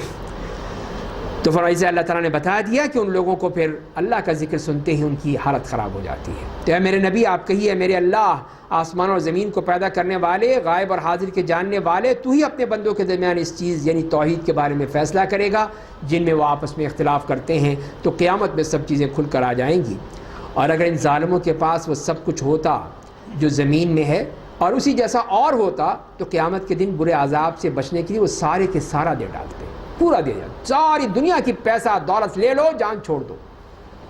تو اللہ تعالیٰ فرما رہے ہیں اتنا ہی نہیں، اور بھی اگر ہوتا وہ بھی دینے کو تیار تھے۔ تو اللہ تعالیٰ فرمائیں گے، اے آدم کے بیٹے، تجھے وہاں پہ کیا مانگا گیا تجھ سے؟ دنیا میں تجھ سے میں نے کیا مانگا تھا؟ پیسہ مانگا تھا، دولت مانگی تھی، زمین پلاٹ جائیداد، کیا مانگا تھا تجھ سے؟ تجھ سے تو صرف ایک کلمہ مانگا تھا کہ لا الہ الا اللہ کہہ دے، بس تو نے وہ کہا ہی نہیں۔ آج ساری کہہ رہے ہیں لے لو میری دولت، لے لو میری جائیداد، لے لو میرے پلاٹ، لے لو میری ساری سلطنت، لے لو سب کچھ لے لو۔ وہاں تجھ سے کیا کہا تھا؟ صرف کلمہ پڑھ لے بس، لا الہ الا اللہ، قولوا لا الہ الا اللہ تفلحوا، لا الہ الا اللہ کہہ دو کامیاب ہو جاؤ گے، یہ کہا تھا میرے نبیوں نے، میرے رسولوں نے، میرے بندوں نے، میرے نیک بندوں نے، یہی تو کہا تھا تم سے۔ وہاں تم ماننے کو تیار نہیں تھے، وہاں پہ شرک شرک شرک میں لگے ہوئے تھے کہ نہیں جی فلاں بھی کام آ جائے گا، فلاں کو بھی لے لو، فلاں سے بھی حاصل کر لو، فلاں سے بھی مل جائے گا کچھ۔ تو اب کہتے ہو کہ نہیں، اب ساری دنیا دینے کو تیار ہو، کیا فائدہ ایسی دنیا کا؟ تو وہ چیز ہے، یہی اللہ تعالیٰ فرما رہے ہیں کہ تم اگر اس وقت مان لیتے تو یہ کہنے کی نوبت ہی نہ آتی۔ تو اسی لیے ان سے فرمایا کہ ان کے برے کرتوت ان کے سامنے ظاہر ہوں گے، جن حقائق کا وہ مذاق اڑاتے تھے وہ انہیں چاروں طرف ان سے گھیر لیں گے، وہاں پھنس جائیں گے آخرت میں۔ بس جب آدمی کو کوئی تکلیف پہنچتی ہے تو ہمیں پکارنے لگتا ہے، پھر جب ہم اسے اپنی طرف سے کوئی نعمت دیتے ہیں تو کہنے لگتا ہے یہ تو مجھے میری دانش مندی سے ملی تھی، بلکہ تو ایک آزمائش ہے، لیکن اکثر لوگ اس کا علم نہیں رکھتے۔ پھر انسان نے کی ایک قبیح صفت اللہ تعالیٰ نے بیان کی ہے، کتنی بری صفت ہے اس کی، کہ جیسے فرمایا کہ مشکل آتی ہے، تکلیف آتی ہے تو مجھے پکارتا ہے، اللہ اللہ اور چیخنے لگتا ہے۔ پھر جب میں اسے نعمت دے دیتا ہوں کہتا ہے یہ تو مجھے میرے تجربے سے ملی ہے، میری عقل ہے، میرا غور و فکر ہے، میرا علم ہے، میری ڈگریاں ہیں، یہ دیکھو میں کتنا بڑا ڈاکٹر ہوں، مجھے ملی ہیں، تو لہذا یہ تو میری اس سے ہے۔ یہ ساری وہ قارونی فکر ہے۔ قارون نے بھی یہی کہا تھا انما اوتیتہ علی علم عندی، کہ میں تو اپنے علم کی وجہ سے دیا گیا ہوں، یہ پیسہ، یہ دولت، یہ سارے خزانے میں نے اپنے اس سے تجربے سے حاصل کیے، اللہ کا اس میں کیا کام، اللہ کا شکر ادا کیوں کروں؟ تو یہ قارونی ذہنیت ہے، قارونی ذہنیت ہے کہ آدمی یہ کہ نہیں یہ میرا تجربہ ہے، میرا علم ہے، میں نے یہ کیا ہے، میں نے وہ کیا ہے۔ تو وہی اللہ تعالیٰ فرما رہے ہیں کہ اس وقت پھر یہ کہتا ہے کہ یہ تو میں نے لیا ہے، بل ہی فتنۃ ولکن اکثرہم لا یعلمون، بلکہ یہ تو ایک آزمائش ہے لیکن اکثر لوگ اس کا علم نہیں رکھتے ہیں۔ یہی بات ان لوگوں نے بھی کہی تھی جو ان سے پہلے گزر چکے ہیں، بس ان کی کمائی ان کے کچھ بھی کام نہ آئی، پھر ان کے کرتوتوں کے برے نتائج نے انہیں آ لیا۔ ان میں سے جن لوگوں نے ظلم کیا انہیں عنقریب ان کے کرتوتوں کے برے نتائج آ لیں گے، اور وہ اللہ کو شکست نہیں دے سکتے، کہیں اس میں کسی طور پہ بھی اللہ کو شکست دینے کے قابل نہیں ہے۔ تو کیا انہیں معلوم نہیں کہ بے شک اللہ ہی جس کو چاہتا ہے روزی کشادہ کر دیتا ہے، جس کی چاہتا ہے تنگ کر دیتا ہے، بے شک اس میں لوگوں کے لیے کئی نشانیاں ہیں جو اللہ پر ایمان رکھتے ہیں۔ تو یہ رزق کے معاملے میں بھی، روزی کے معاملے میں بھی بتا دیے کہ تو اللہ کا معاملہ ہے، جس کو چاہے دے دے، جس کو چاہے کم، جس کو زیادہ، جو مرضی کرے، یہ اس کا کام ہے۔ جس کو کم دیا اس کا مطلب یہ نہیں ہے کہ وہ اللہ تعالیٰ اسے نفرت کرتے ہیں، جس کو زیادہ دیا اس سے محبت کرتے ہیں، یہ کوئی ایسا کرائٹیریا نہیں ہے، وہ تو اس کی مرضی ہے، جس کو چاہے دے دے۔ تو اس طرح یہ سارا معاملہ اللہ کے ہاتھ میں ہے۔ اور اس کے بعد یہ آیات دیکھیے جس کے بارے میں کہتے ہیں کہ یہ قرآن کریم کی سب سے زیادہ امید بھری آیت ہے، کہ جس کے دل میں کسی قسم کا کوئی افسوس ہے، کوئی دکھ ہے، کسی قسم کی کوئی بھی ایسی تکلیف ہے تو وہ اس آیت کو پڑھ لے۔ اتنی امید، اتنی اس میں اللہ کی طرف سے اس کے لیے امیدیں ہی امیدیں ہیں۔ قل یا عبادی الذین اسرفوا علی انفسہم لا تقنطوا من رحمت اللہ ان اللہ یغفر الذنوب جمیعا انہ هو الغفور الرحیم۔ اے میرے نبی آپ کہہ دیجئے، اے میرے وہ بندو جنہوں نے اپنے آپ پر گناہوں کا ارتکاب کر کے زیادتی کی ہے، تم اللہ کی رحمت سے نا امید مت ہونا، نا امید مت ہونا۔ بے شک اللہ تمام گناہوں کو معاف کر دیتا ہے، بے شک وہ بڑا معاف کرنے والا بے حد مہربان ہے۔ تو ظاہر ہے کہ اس کے ہاں کسی قسم کی کوئی نا امیدی نہیں ہے۔ تو یہ نا امیدی جو ہے یہی انسان کو تباہ کر دیتی ہے۔ کیا آدمی پھر یہ سوچتا ہے کہ اب تو کچھ ہوگا ہی نہیں، میں تو کیا ہوں ہی جہنمی، میں تو ہی گناہ گار۔ فرمایا کہ نہیں، نا امید مت ہو، کسی بھی حالت میں نا امید مت ہو۔ لا تقنطوا من رحمت اللہ، اللہ کی رحمت سے نا امیدی یہ کافروں کا کام، ایک مومن کبھی بھی اس میں نہیں پڑتا ہے۔ تو یہ اتنی امید دلا دی اللہ تعالیٰ نے کہ نا امیدی کی تو بات ہی نہیں ہے، اس لیے کہ وہ تمام گناہوں کو معاف کر دیتا ہے، تمام گناہوں کو معاف کرتا ہے۔ کون سا گناہ ہے جو معاف نہیں ہوتا؟ تو جب بھی انسان توبہ کرے گا، استغفار کرے گا، تمام گناہ معاف ہو جائیں گے۔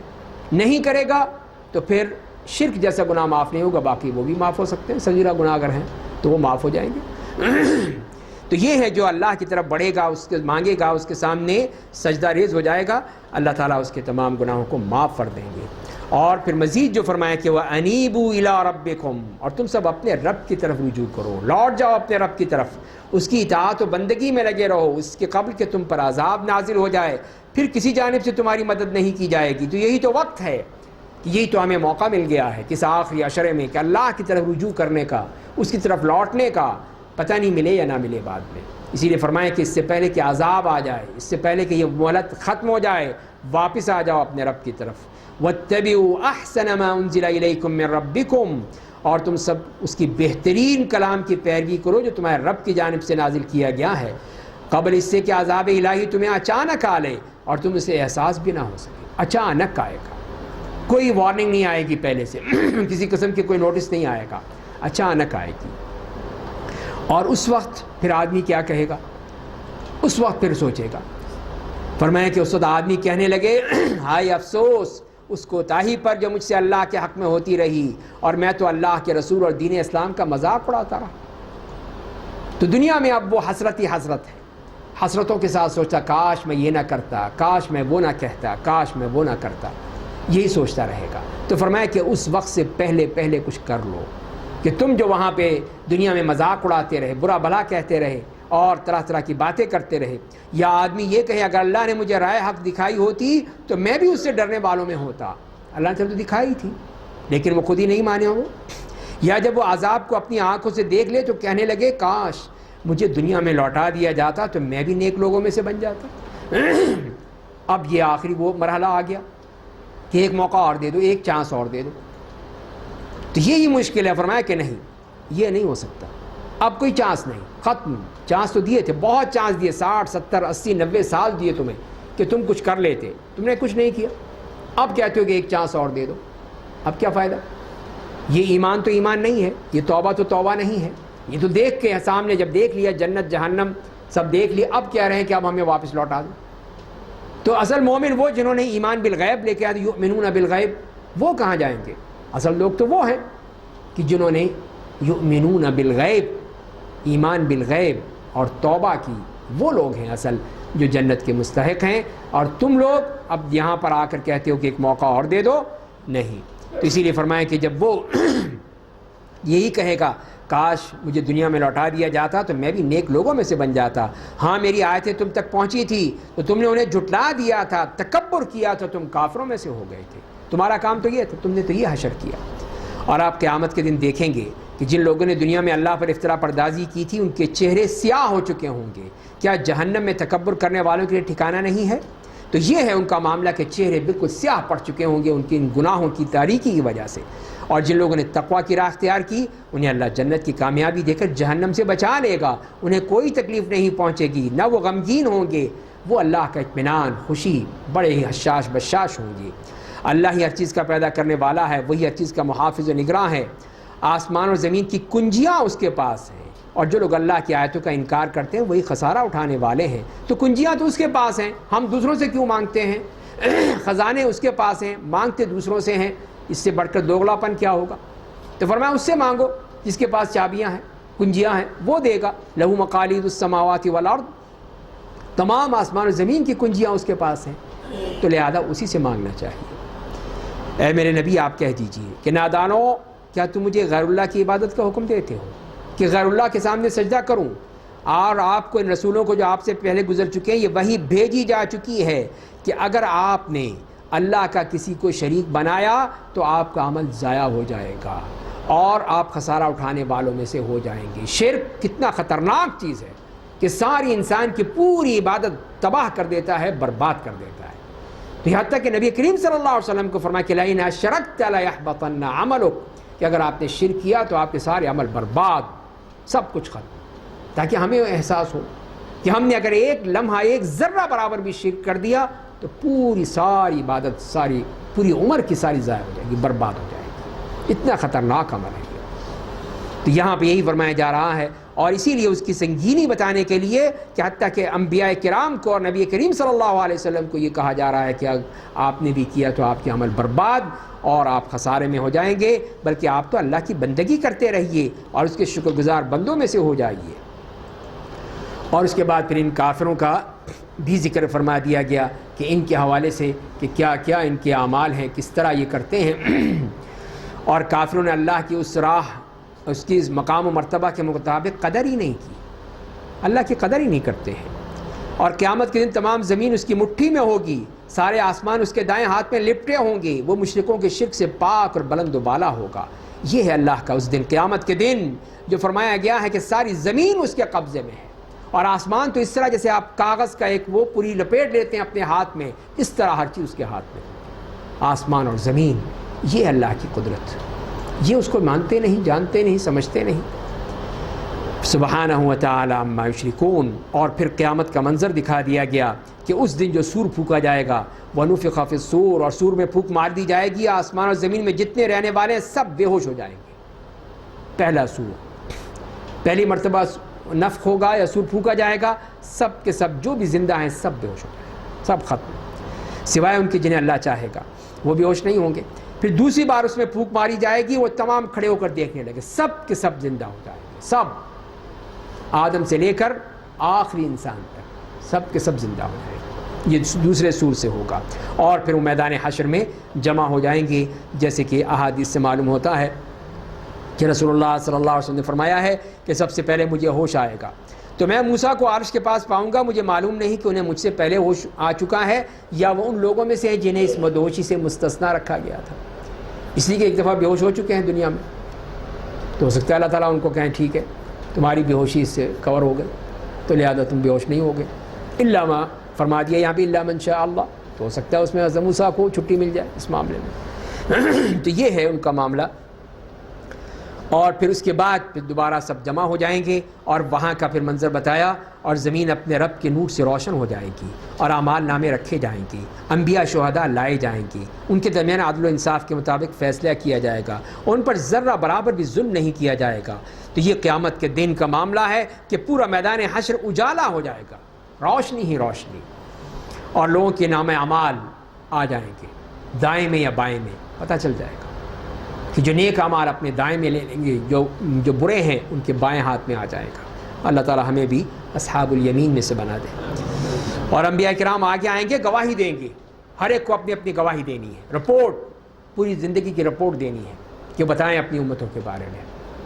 تو سارے انبیاء کرام آئیں گے اور پھر وہ اپنی اپنی امتوں تک جنہوں نے اللہ کا پیغام پہنچا دیا تھا وہ بتائیں گے کہ اللہ ہم نے اپنا کام کر دیا، ہم نے جب زندہ تھے سارا کام کر دیا، ہمارے مرنے کے بعد کیا ہوا ہمیں نہیں پتا، تو جانتا ہے، جیسے عیسیٰ علیہ السلام نے کہا تھا۔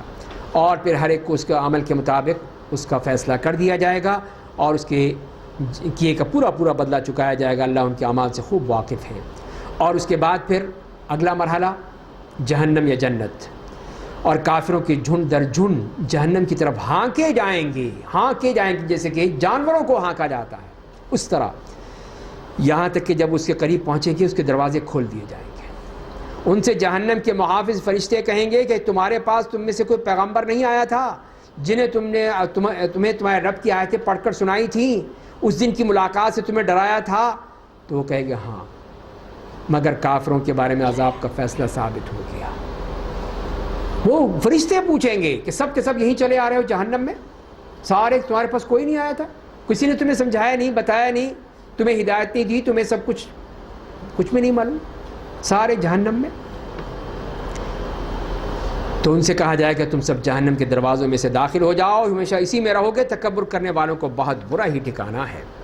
اور اس کے مقابلے میں مومن اور جو لوگ اپنے رب سے ڈرنے والے ہیں انہیں جوق در جوق جنت کی طرف لے جایا جائے گا، یہاں تک جب ان کے پاس پہنچ جائیں گے اور اس کے دروازے کھول دیے جائیں گے، ان سے جنت کے محافظ فرشتے کہیں گے تم پر سلام، استقبال، VIP ٹریٹمنٹ، ان کے لیے سلامتی ہے، استقبال ہے، باقاعدہ فرشتے استقبال کر رہے ہیں کہ سلام علیکم طبتم فادخلوها خالدین، کہ تم تو ہمیشہ ہمیشہ رہنے کے لیے آ جاؤ، تمہاری جنت کے دروازے کھلے ہیں، چین سے رہو، اس میں ہمیشہ کے لیے داخل ہو جاؤ۔ اور اہل جنت کہیں گے الحمدللہ، اللہ تعالیٰ کا شکر ادا کریں گے، کہیں گے تمام تعریفیں اس اللہ کے لیے جس نے ہم سے اپنا وعدہ پورا کیا، ہمیں جنت کے زمین کا وارث بنا دیا، ہم جنت میں جہاں چاہیں گے رہیں گے، بس نیک عمل کرنے والوں کو اچھا بدلہ ملا ہے۔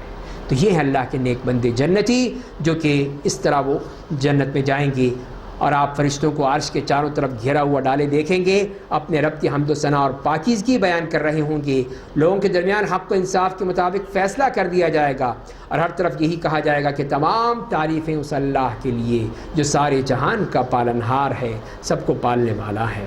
تو یہاں سورہ زمر ختم ہوتی ہے، اس کے بعد سورہ مومن شروع ہوتی ہے۔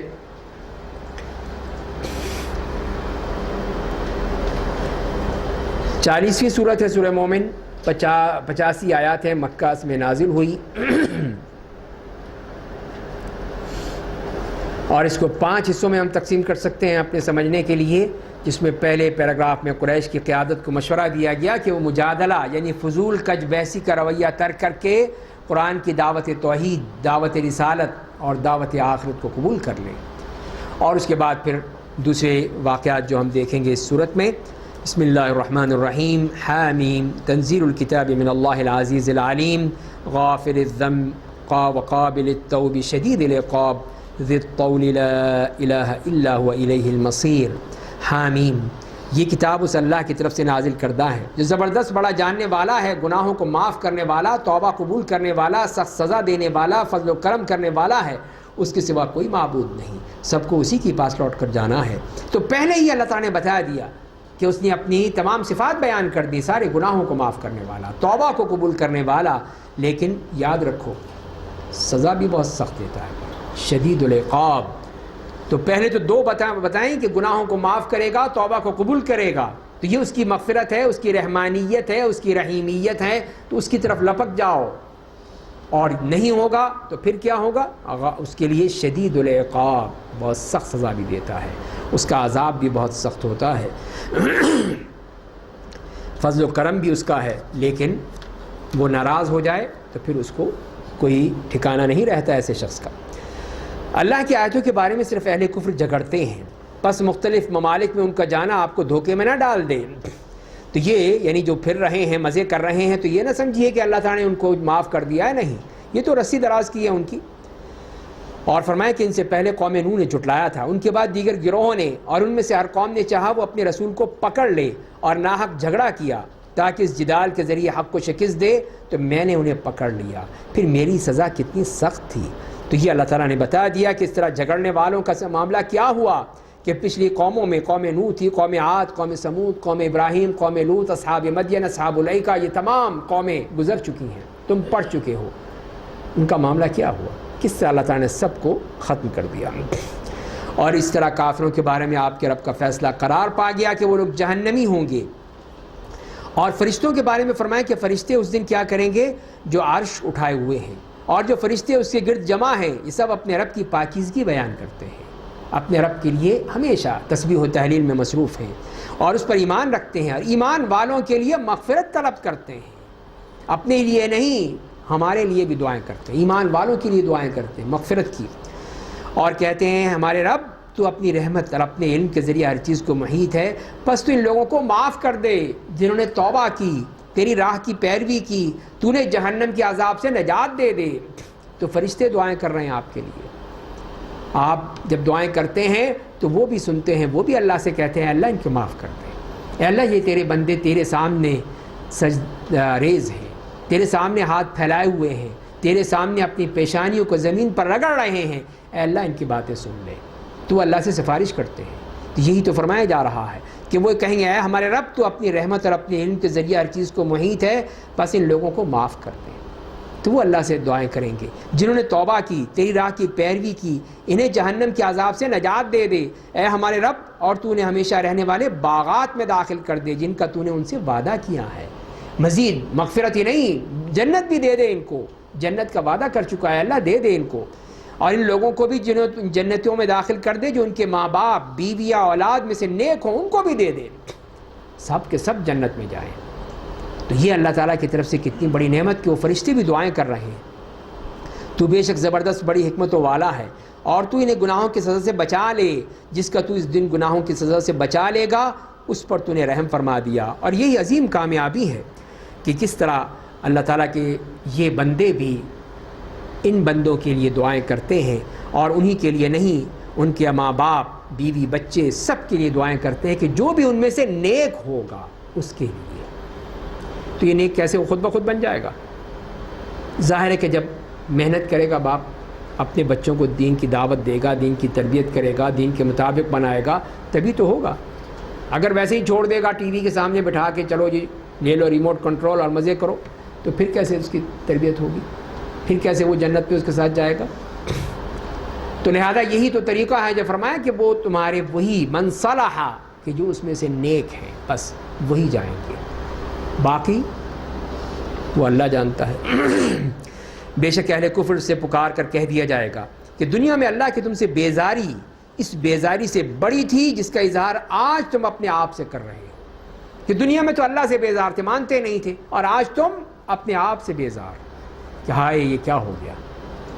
جب تمہیں ایمان کی دعوت دی جاتی تھی تو تم کفر کی راہ اختیار کرتے تھے۔ اہل کفر کہیں گے اے ہمارے رب، تو نے ہمیں 2 بار موت دی، 2 بار زندگی دی، اب ہم اپنے گناہوں کا اعتراف کرتے ہیں، تو کیا یہاں سے نکل کر دوبارہ دنیا میں جانے کا کوئی راستہ ہے؟ تو 2 بار تو فرمایا کہ موت، امتنا اثنتین، پہلی موت تو وہ ہے کہ جو آدمی تھا ہی نہیں دنیا میں، زندگی میں آیا ہی نہیں تھا، یہ موت ہے۔ دوسری وہ موت جو طبعی موت، وہ مرتا ہے جب روح قبض ہوتی ہے اس کی، تو یہ 2 موتیں ہو گئی۔ 2 زندگیاں بھی، ایک وہ زندگی جب انسان پیدا ہوا تھا اور اس دنیا میں رہا تھا، دوسری زندگی وہ جب کہ بعث بعد الموت کے بعد وہ آخرت میں جائے گا۔ تو یہی فرما رہے ہیں کہ وہ اے اللہ تو نے 2 دفعہ زندہ کیا، 2 دفعہ مارا ہے، 1 دفعہ اور دے دے، پھر ہمیں ایک چانس اور دے دے۔ یہ ہے ان کا معاملہ جو وہ اللہ تعالیٰ سے مانگ رہے ہیں۔ تو ہے کوئی راستہ ہمارے لیے، کوئی ایسی کوئی روڈ ہے، کوئی راستہ ہے، نکل جائیں ہم واپس چلے جائیں دنیا میں؟ حل الی خروج من سبیل، تو کیا جواب ملا؟ ان سے کہا جائے گا تمہارا یہ حال اس لیے ہے کہ جب تنہا اللہ کو پکارا جاتا تھا تو تم کفر کرنے لگتے تھے، مانتے نہیں تھے اس وقت۔ اگر اس کے ساتھ کسی کو شریک بنایا جاتا تھا تو تم یقین کر لیتے تھے۔ بس آج فیصلہ صرف اللہ کے ہاتھ میں ہے جو سب سے بلند، سب سے بڑا ہے۔ اب فیصلہ وہ کرے گا، اب اور کوئی نہیں ہے فیصلہ کرنے والا کہ اور کہیں کہ جی آؤ نکل جائیں، ادھر سے نکل جائیں، ادھر سے نکل جائیں، نہیں، کوئی راستہ نہیں ہے، فیصلہ اس نے کرنا ہے۔ هو الذی یریکم آیاتی، وہی تمہیں اپنی نشانیاں دکھاتا ہے، تمہارے لیے آسمان سے روزی اتارتا ہے۔ نصیحت تو صرف وہ حاصل کرتا ہے جو اللہ کی طرف رجوع کرتا ہے۔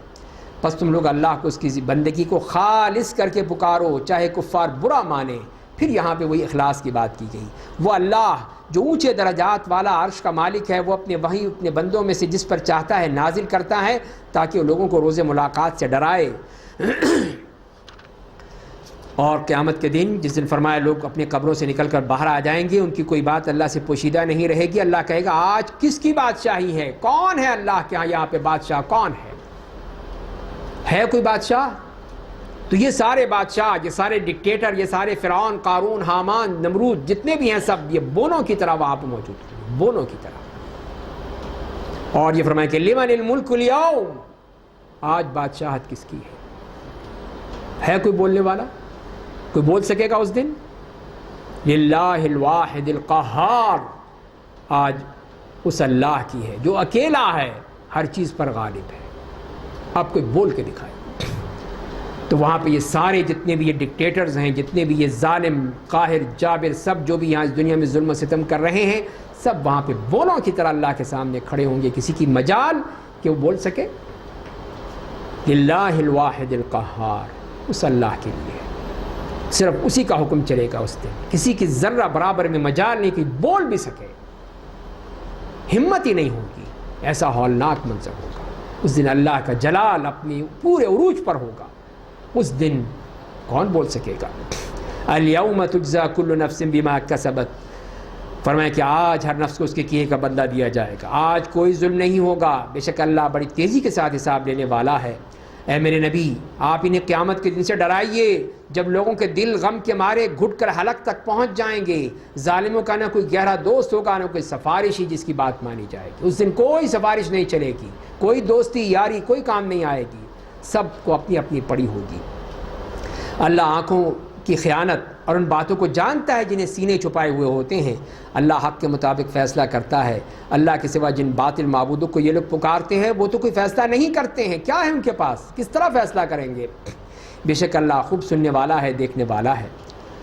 پھر ان کو پچھلی تاریخ کا حوالہ دیا۔ کیا انہوں نے زمین کی سیر کر کے دیکھا نہیں کہ ان کے کافروں کا کیا انجام ہوا؟ ذرا نکلو دیکھو باہر کیا کچھ ہو رہا ہے۔ تو اس کا حوالہ دیا، جو ان سے پہلے گزر چکے ہیں وہ لوگ ان سے زیادہ طاقت والے، زمین میں اپنے آثار کے طور پر زیادہ عمارتیں، زیادہ قلعے تھے، بس اللہ نے ان کے گناہوں کے سبب انہیں پکڑ لیا، اللہ سے ان کو بچانے والا کوئی نہیں ملا۔ تو فرمایا کہ تم کس کھیت کی مولی ہو؟ تم سے پہلے کتنے لوگ جا چکے ہیں، کتنے بڑے بڑے طاقتور تھے، اس زمانے کی سپر پاور تھیں وہ لوگ، کہ جن کے پاس طاقت تھی، تعلیم تھی، تہذیب تھی، ترقی تھی، سب کچھ تھا ان کے پاس، لیکن انہوں نے اللہ کی بات نہیں مانی، سب کچھ ملیا میٹ ہو گیا، سب کچھ ختم ہو گیا۔ تو تم کیا کرتے ہو؟ تمہارے پاس کیا ہے؟ اس لیے کہ ان کے پاس ان کے پیغمبر نشانیاں لے کر آتے تھے تو انکار کر دیتے تھے، پھر اللہ انہیں پکڑ لیتا تھا، بے شک وہ بہت قوت والا اور سخت سزا دینا والا ہے۔ اور یہاں سے پھر حضرت موسیٰ علیہ السلام کا واقعہ جو شروع ہوتا ہے، یا پہلے بتا دیا گیا ہے کہ قریش کی متکبر اور مغرور لیڈرشپ کو کہ وہ فرعونی رویہ نہ اختیار کرے، فرعون کی طرح مت بنے، بلکہ نرم ہو کر سمجھنے کی کوشش کرے۔ تو فرمائیں کہ ہم نے موسیٰ کو اپنی نشانی اور کھلی دلیل کے ساتھ بھیجا فرعون، حامان اور قارون کے پاس۔ تو انہوں نے کہا یہ تو جادوگر ہے، بڑا جھوٹا ہے، صاف انکار کر دیا، ماننے کو تیار ہی نہیں ہوئے۔ بس جب موسیٰ ہمارے پاس دین حق لے کر ان کے پاس پہنچے تو انہوں نے کہا جو لوگ اس پر ایمان لے آئے ان کے بیٹوں کو قتل کر دو، ان کی عورتوں کو زندہ چھوڑ دو، کافروں کی سازش بہرحال ناکام ہے۔ تو یہ انہوں نے کیا پھر، اور فرعون نے کہا مجھے چھوڑ دو، میں موسیٰ کو قتل کر دوں، مسئلہ ہی ختم ہو جائے گا، اور وہ اپنے رب کو بلا لے، مجھے ڈر ہے کہ وہ تمہارے دین کو بدل دے گا یا ملک میں فساد پیدا کر دے گا۔ تو اس نے آرڈر جاری کر دیا کہ مار دو ان کو، اس لیے کہ مجھے ڈر ہے کہ سارے بے دین ہو جائیں گے یا زمین میں فساد پھیلائے گا۔ اور موسیٰ نے کہا میں ہر متکبر سے جو روز حساب پر ایمان نہیں رکھتا اپنی اور تمہارے رب سے پناہ مانگتا ہوں، اپنے رب کی پناہ میں جاتا ہوں۔ اور اس کے بعد پھر اللہ تعالیٰ نے آل فرعون کے ایک سچے مومن کا واقعہ بیان کیا ہے کہ مومن کا سچا واقعہ کہ جس نے ایک مصلحت کے تحت اپنے ایمان کو چھپائے رکھا، لیکن اس کی تقریر دیکھیے، اس کا ایمان دیکھیے کہ کس طرح اس نے وہاں فرعون جیسے شخص کے سامنے للکار کے اسے کہا کہ ایمان لے آ، ایمان کی دعوت دی۔ تو وہ سچا مومن اور آل فرعون کے ایک مرد مومن نے کہا جو اپنا ایمان چھپائے ہوئے تھا کیا تم لوگ ایک آدمی کو صرف اس لیے قتل کر دو گے کہ وہ کہتا ہے کہ میرا رب اللہ ہے؟ وہ تمہارے سامنے اپنے رب کی کھلی نشانیاں بھی پیش کر چکا ہے، اگر وہ جھوٹا ہے تو اس کا جھوٹ اسی کو نقصان پہنچائے گا، اگر وہ سچا ہے تو تم پر وہ عذاب نازل ہو جائے گا جس کا وہ تم سے وعدہ کرتا ہے۔ بے شک اللہ حد سے تجاوز کرنے والے بڑے جھوٹے کو رائے حق پر نہیں دکھاتا ہے۔ تو کیسی سچی بات کی اس نے، اور یہ وہ کون تھا؟ یہ فرعون کا چچا زاد بھائی تھا، شمعان اس کا نام تھا جیسے مفسرین لکھتے ہیں، اور وہ ایمان لا چکا تھا حضرت موسیٰ علیہ السلام پر۔ تو اس نے بری طرح علی الاعلان دربار میں کھڑے ہو کر دعوت دی ہے، ایمان کو چھپاتے ہوئے، لیکن اس کی باتوں سے معلوم ہو گیا کہ یہ شخص مومن ہے، ایمان لا چکا ہے۔ تو اسے یہ کہا کہ صرف اس لیے مار دو گے کہ اس نے یہ کہا کہ ربنا اللہ، اللہ ہمارا رب ہے، اور آج بھی اسی پہ ہی مارا جاتا ہے، اسی پہ ختم کیا جاتا ہے، اسی پہ ہی جیلوں میں ڈال دیے جاتے ہیں، اسی پہ لوگ سڑ رہے ہیں کہ اس لیے کہ انہوں نے یہ کہا کہ ربنا اللہ، کہ اللہ ہمارا رب ہے۔ تو اللہ کو رب کہنے کا مطلب یہ نہیں ہے کہ صرف ربنا اللہ کہہ کے ایک چھٹی ہو گئی، نہیں، وہ اس کے اوپر گامزن ہو گئے۔ ان الذين قالوا ربنا اللہ ثم استقاموا تتنزل علیہم الملائکہ، یہ ہیں وہ لوگ جنہوں نے کہا کہ اللہ ہمارا رب ہے، اور پھر اس کے اوپر وہ جم گئے، ڈٹ گئے، پھر ان کو ساری دنیا کی طاقتیں ہلانے والے نہیں ہلا سکے۔ وہ انہوں نے مارے بھی کھائیں، کٹ بھی گئے، مر بھی گئے، جیلوں میں سڑتے رہے، لیکن اس سے نہیں ہٹے۔ قالوا ربنا اللہ ثم استقاموا، تو یہی ہے فرمایا کہ اس نے ربنا اللہ کہا، اسی لیے مارنا چاہتے ہو، اسی لیے قتل کرنا چاہتے ہو تم، تو لہذا اس کی بات سن لو، سچی ہے تو قبول کر لو، نہیں کرو گے تو تم دیکھ لینا تمہارے اوپر عذاب آئے گا۔ اے میری قوم کے لوگوں، آج تو تمہاری بادشاہی ہے، مزے کر رہے ہو، ملک میں تم کو غلبہ حاصل ہے، لیکن اگر کل اللہ کے عذاب نے ہمیں آ لیا تو ہماری مدد کون کرے گا؟ پھر بتاؤ، پھر کون تمہاری مدد کرے گا؟ فرعون نے کہا میں تو تمہیں وہی سجا رہا ہوں جو میں مناسب سمجھ رہا ہوں، اور میں تو تمہیں وہ راہ دکھا رہا ہوں جسے اختیار کرنے میں تمہاری خیر ہے۔ تو یہ ہے ہر ڈکٹیٹر کا معاملہ، ہر فرعون کا معاملہ، وہ یہی کہتا ہے کہ میری آنکھوں سے دیکھو، میرے کانوں سے سنو، جو میں کہتا ہوں اس پہ عمل کرو۔ تم اپنی عقل کو اس وقت فریج میں رکھ دو، بند کر دو، اپنے آپ سوچنا سمجھنا غور و فکر کرنا بند، جو میں کہتا ہوں وہی۔ یہ فرعون کا فلسفہ ہے۔ فرعون نے بھی یہی کہا کہ جو میں تمہیں دکھاتا ہوں سجاتا ہوں وہی تم سمجھو، جو میں دکھاتا ہوں وہی تم دیکھو، جو میں کہتا ہوں اس کو مانو، جو میں کرتا ہوں وہی تم کرو۔ تو اسی طرح ہر ڈکٹیٹر جب آتا ہے وہ یہی کہا کرتا ہے، کوئی نہیں کہتا کہ اللہ کی بات کو مانو، نہیں، جو میں کہتا ہوں بس اسے مانو۔ اور مرد مومن نے کہا ہے میری قوم کے لوگوں، میں تمہارے بارے میں گزشتہ کافر گروہوں کے برے دن جیسے دن سے ڈرتا ہوں، یعنی قوم نوح اور قوم عاد اور قوم سمود، ان کے بعد آنے والی قوموں کے برے حال کے مانند حال سے ڈرتا ہوں۔ اللہ اپنے بندوں پر ظلم نہیں کرنا چاہتا۔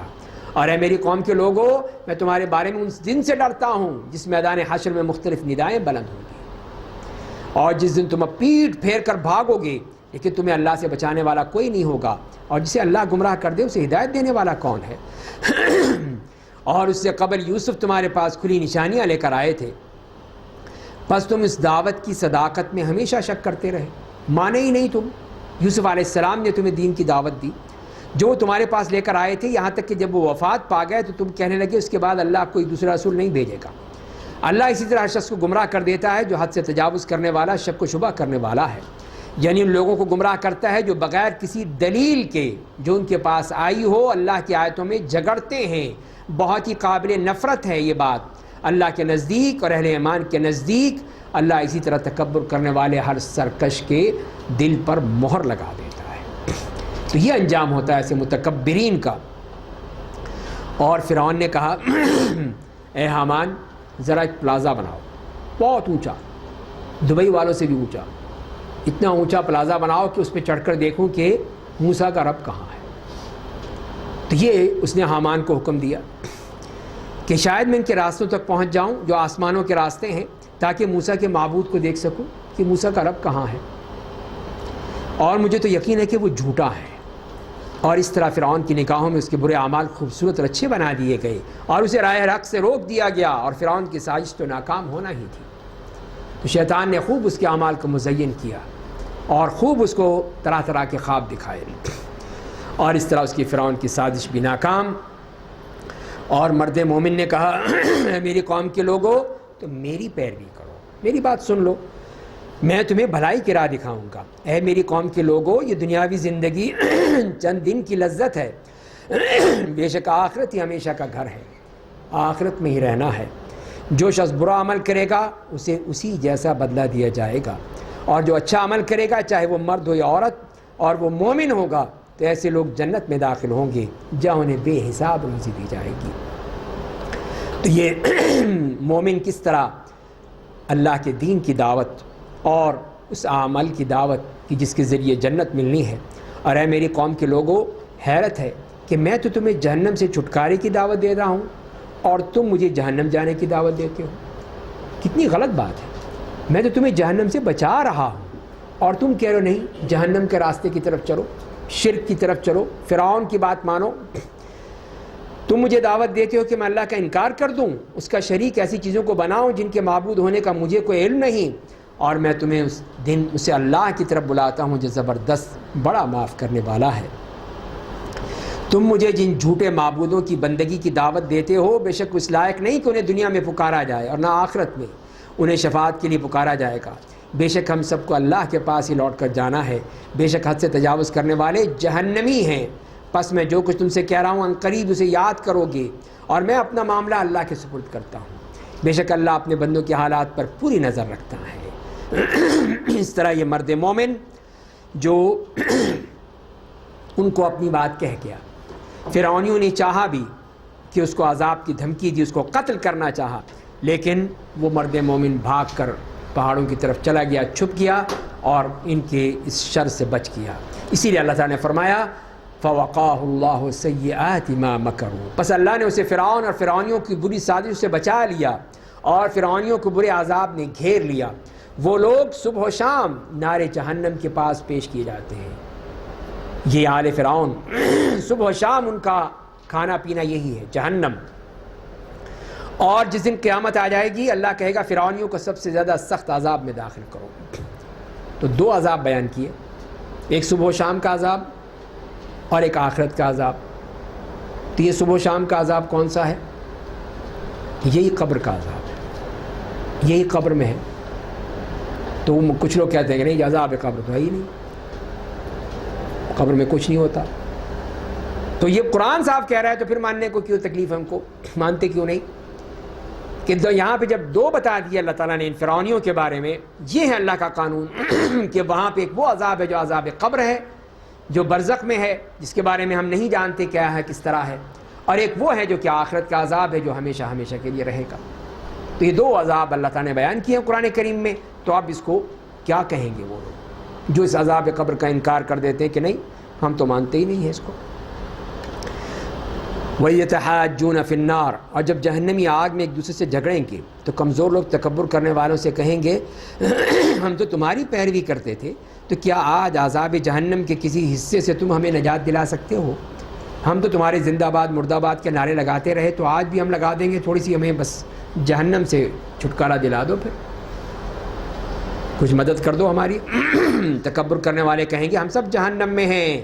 بلا شبہ اللہ نے بندوں کے درمیان فیصلہ کر دیا، اب کوئی فائدہ نہیں ہے۔ اور جو لوگ جہنم میں ہوں گے وہ جہنم کے محافظوں سے کہیں گے ذرا اپنے رب سے دعا کرو کہ وہ ایک دن کے لیے ہم سے عذاب کو ہلکا کر دے، تھوڑا سا ہلکا کر دے، ذرا اس کا گرمی کا جو لیول ہے ذرا نیچے آ جائے۔ وہ محافظین جہنم کہیں گے کیا تمہارے پیغمبر کھلی نشانیاں لے کر تمہارے پاس نہیں آئے تھے؟ وہ کہیں گے ہاں۔ وہ محافظین کہیں گے پھر تم خود ہی دعا کرو، پھر خود ہی بلاؤ، مانگو۔ اور کافر کی دعائیں رائے کہاں جائیں گی؟ کوئی نہیں سنے گا ان کی آواز، کوئی چیخ پکاریں گے، چلائیں گے کہ یہ کر دو وہ کر دو، نہیں۔ ہم بلا شبہ اپنے رسولوں کی اور ایمان والوں کی دنیا کی زندگی مدد کرتے ہیں، اس دن بھی کریں گے جب گواہان اللہ کے سامنے کھڑے ہوں گے، اور جس دن ظالموں کی معذرت انہیں فائدہ نہیں پہنچائے گی، ان کے اوپر پھٹکار برسے گی، ان کا ٹھکانہ بہت برا ہوگا۔ اور ہم نے موسیٰ کو کتاب ہدایت دی، بنی اسرائیل کو اس کتاب کا وارث بنایا، وہ کتاب ہدایت کا سرچشمہ اور عقل والوں کی نصیحتوں کا خزانہ تھی۔ تو بس اے میرے نبی آپ صبر کیجئے، بے شک اللہ کا وعدہ برحق ہے، اپنے گناہوں کو معافی مانگتے رہیے اور شام اور صبح کے وقت اپنے رب کی تعریف اور پاکیزگی بیان کرتے رہیے۔ بے شک جو لوگ اللہ کی آیتوں میں بغیر کسی دلیل کے جو ان کے پاس اللہ کی طرف سے آئی ہو جھگڑتے ہیں، ان کے سینوں میں تکبر، کبر و غرور چھپا ہوا ہے، وہ اپنا مقصد کبھی حاصل نہیں کر پائیں گے۔ پس آپ اللہ کی پناہ مانگیے، وہ بے شک خوب سننے والا بڑا دیکھنے والا ہے۔ یقیناً آسمان اور زمین کی تخلیق انسان کی تخلیق سے زیادہ بڑی بات ہے، کہ پورے آسمان کو زمین کو پیدا کرنا اس انسان کے مقابلے میں تو بہت بڑی بات ہے، لیکن اکثر لوگ اس بات کو نہیں سمجھتے، اور نابینا اور بینا برابر نہیں ہو سکتے۔ ایمان والے اور عمل صالح کرنے والے، برے کام کرنے والے برابر نہیں ہو سکتے۔ لوگوں تم بہت کم نصیحت حاصل کرتے ہو، سمجھو اس بات کو کہ ایک آنکھوں والا ایک نابینا کیسے برابر ہو سکتے ہیں، اسی طرح ایک نیک عمل کرنے والا ایک برے عمل کرنے والا کیسے برابر ہو سکتے ہیں؟ تو ظاہر اللہ تعالیٰ اس کے مطابق فیصلہ کریں گے۔ مومن ہے جنتی ہے، مشرک ہے منافق ہے، کافر ہے جہنمی ہے، تو یہ ایسا فیصلہ ہو۔ بلا شبہ قیامت آنے والی، اس میں کوئی شک نہیں، لیکن اکثر لوگ اس پر ایمان نہیں رکھتے ہیں۔ اور تمہارے رب نے کہہ دیا تم سب مجھے پکارو، میں تمہاری دعائیں قبول کروں گا۔ یہ تو اللہ کی طرف سے اعلان ہے، ادعونی استجب لکم، پکارو مجھے میں تمہاری دعائیں قبول کروں گا۔ تو وہ ہے سننے والا۔ بے شک جو لوگ کبر کی وجہ سے میری عبادت نہیں کرتے وہ عنقریب ذلت و رسوائی کے ساتھ جہنم میں داخل ہوں گے۔ اللہ نے ہی تمہارے لیے رات بنائی ہے تاکہ تم اس میں آرام کرو، اسی نے دن کو روشن بنایا ہے۔ بے شک اللہ انسانوں پر فضل کرنے والا ہے، لیکن اکثر لوگ شکر گزار نہیں ہوتے۔ وہی اللہ جو تمہارے رب سے ہے، ہر چیز کا خالق ہے، اس کے سوا کوئی معبود نہیں، بس تم کدھر بہہ کے جا رہے ہو؟ جو لوگ اللہ کی آیتوں کا انکار کرتے ہیں وہ اسی طرح بہک جاتے ہیں۔ پھر اللہ ہی نے تمہارے لیے زمین کو ثابت اور آسمان کو چھت بنا دیا، تمہاری صورتیں بنائی، تو تمہیں اچھی شکل و صورت دی، تمہیں بطور روزی عمدہ چیزیں عطا کی۔ وہی اللہ تمہارا رب ہے، بس اللہ عالی شان والا ہے اور سارے جہانوں کا پالن ہار ہے، سب کچھ اس کے ہاتھ میں ہے، اسی کی یہ تمام قدرتیں ہیں۔ وہ ہمیشہ سے زندہ ہے، ہمیشہ زندہ رہے گا، اس کے سوا کوئی معبود نہیں۔ وہ ہے عبادت کے لائق، وہ ہے جس کی زندگی ہے، جس کی زندگی ختم ہونے والی نہیں ہے۔ بس تم لوگ بندگی کو اس کے لیے خالص کر کے اس کو پکارو۔ تمام تعریفیں اللہ کے لیے ہیں جو سارے جہان کا پالن ہار ہے۔ اے میرے نبی آپ کہہ دیجئے کہ مجھے منع کر دیا گیا ہے کہ میں اللہ کے سوا ان جھوٹے معبودوں کی بندگی کروں جنہیں تم پکارتے ہو، جبکہ میرے رب کی طرف سے میرے پاس کھلی نشانیاں آ چکی ہیں، اور مجھے حکم دیا گیا ہے کہ میں سارے جہان کے رب کے سامنے اپنا سر جھکاؤں۔ پھر اس انسان کو بتایا کہ وہ کیا ہے، اس کی حقیقت کیا ہے۔ اسی نے تمہیں مٹی سے پیدا کیا، پھر نطفے سے، پھر لوتھڑے سے، پھر تمہیں رحم مادر میں بچے کی شکل میں نکالتا ہے، پھر تمہاری زندگی کے اسباب مہیا کرتا ہے تاکہ تم اپنی جوانی کو پہنچ جاؤ، پھر تمہیں زندہ رکھتا ہے تاکہ تم بوڑھے ہو جاؤ، اور تم میں سے بعض سے پہلے مر جاتے ہیں، اور تاکہ تم سب اپنے اپنے مقررہ وقت کو پہنچ جاؤ، اور شاید کہ تم لوگ ان باتوں کو سمجھو کہ یہ سب اللہ کی طرف سے تمہارے لیے کیا جاتا ہے۔ وہی ہے جو زندہ کرتا ہے اور مارتا ہے، بس جب وہ کسی چیز کا فیصلہ کر لیتا ہے تو اس سے کہتا ہے کہ ہو جا، بس وہ ہو جاتی ہے۔ یہ اس کا معاملہ ہے، یہ اس کی تخلیق ہے، اس کو لمبا چوڑا کوئی مسئلہ ہی نہیں ہے، بس ہو جا، ہو گئی۔ کیا آپ لوگوں نہیں دیکھتے جو اللہ کی آیتوں میں جھگڑتے ہیں کس طرح وہ لوگ راہ حق سے پھیرے جا رہے ہیں؟ یعنی وہ لوگ جنہوں نے قرآن اور ان کتابوں کو جھٹلایا، جن کے ساتھ ہم نے اپنے رسولوں کو بھیجا تھا، تو وہ عنقریب اپنا انجام جان لیں گے، اور کیا ہوگا انجام وہ بھی بتا دیا ہے، جب ان کی گردنوں میں طوق ڈالے جائیں گے اور زنجیروں کے ذریعے گھسیٹا جائے گا، وہ کھولتے ہوئے پانی میں پھر آگ میں جلائے جائیں گے، پھر ان سے کہا جائے گا کہاں ہیں؟ اب بتاؤ کہاں ہیں وہ شریک جنہیں اللہ کے ساتھ تم پکارتے تھے؟ اب بتاؤ یعنی اللہ کے سوا جھوٹے معبود وہ کہیں گے وہ تو ہم سے غائب ہو گئے، پتہ نہیں کہاں گئے، ہمیں نہیں پتہ، بلکہ ہم پہلے اللہ کے سوا کسی چیز کو نہیں پکارتے تھے۔ صاف انکار۔ اللہ کافروں کو اسی طرح گمراہ کرتا ہے۔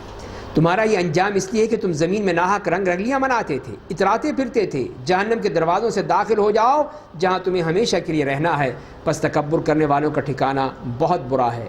پس آپ صبر کیجئے، بے شک اللہ کا وعدہ برحق ہے۔ پھر یا تو ہم آپ کو اس عذاب کا بعد حصہ دکھلا دیں گے، آپ خود دیکھ لیں گے یا جس کا ہم نے ان سے وعدہ کر رکھا ہے، یا ہم آپ کو پہلے سے اٹھا لیں گے، بعد میں یہ سب کچھ ہوگا۔ تو ان سب کو ہمارے ہی پاس لوٹ کر آنا ہے، سب باتیں واضح ہو جائیں گی۔ اور ہم نے آپ سے پہلے بہت سے رسول بھیجے ہیں، ان میں سے بعض کے واقعات ہم نے آپ کو بیان کر دیے ہیں اور بعض کے واقعات ہم نے آپ کو نہیں بیان کیے۔ جتنے بھی انبیاء اور رسول آئے تھے تو قرآن کریم میں کسی کا ذکر ہے اور کسی کا نہیں ہے، اور کوئی رسول یہ قدرت نہیں رکھتا تھا کہ وہ اللہ کے حکم کے بغیر کوئی معجزہ پیش کر سکے، اس کے ہاتھ میں کوئی طاقت نہیں تھی، سب اللہ کی طرف سے ہے۔ پھر جس وقت اللہ کا حکم آ جائے گا تو حق کے مطابق فیصلہ کر دیا جائے گا، اور اس وقت جھوٹے لوگ خسارے میں پڑ جائیں گے۔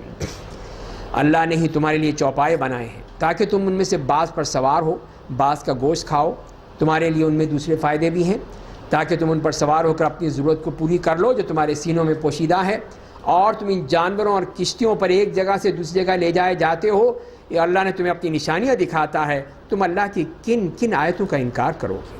کتنی نشانیاں ہیں، کتنی اس کی نعمتیں ہیں، کتنی اس کی علامتیں ہیں، لیکن تم نہیں سمجھتے، نہیں کھولتے اپنی آنکھوں کو۔ کیا انہوں نے زمین میں سفر کر کے ان کافروں کا انجام نہیں دیکھا جو ان سے پہلے گزر چکے ہیں؟ ان کی تعداد ان سے زیادہ تھی، طاقت میں ان سے زیادہ تھے، زمین میں بطور آثار ان کی عمارتیں بہت تھیں، بس ان کی کمائی ان کے کسی کام نہ آئی۔ اتنی بڑی طاقت، اتنی بڑی تہذیب، اتنی ترقی، اتنی زمین جائیداد، بلڈنگیں، کیا کچھ نہیں تھا۔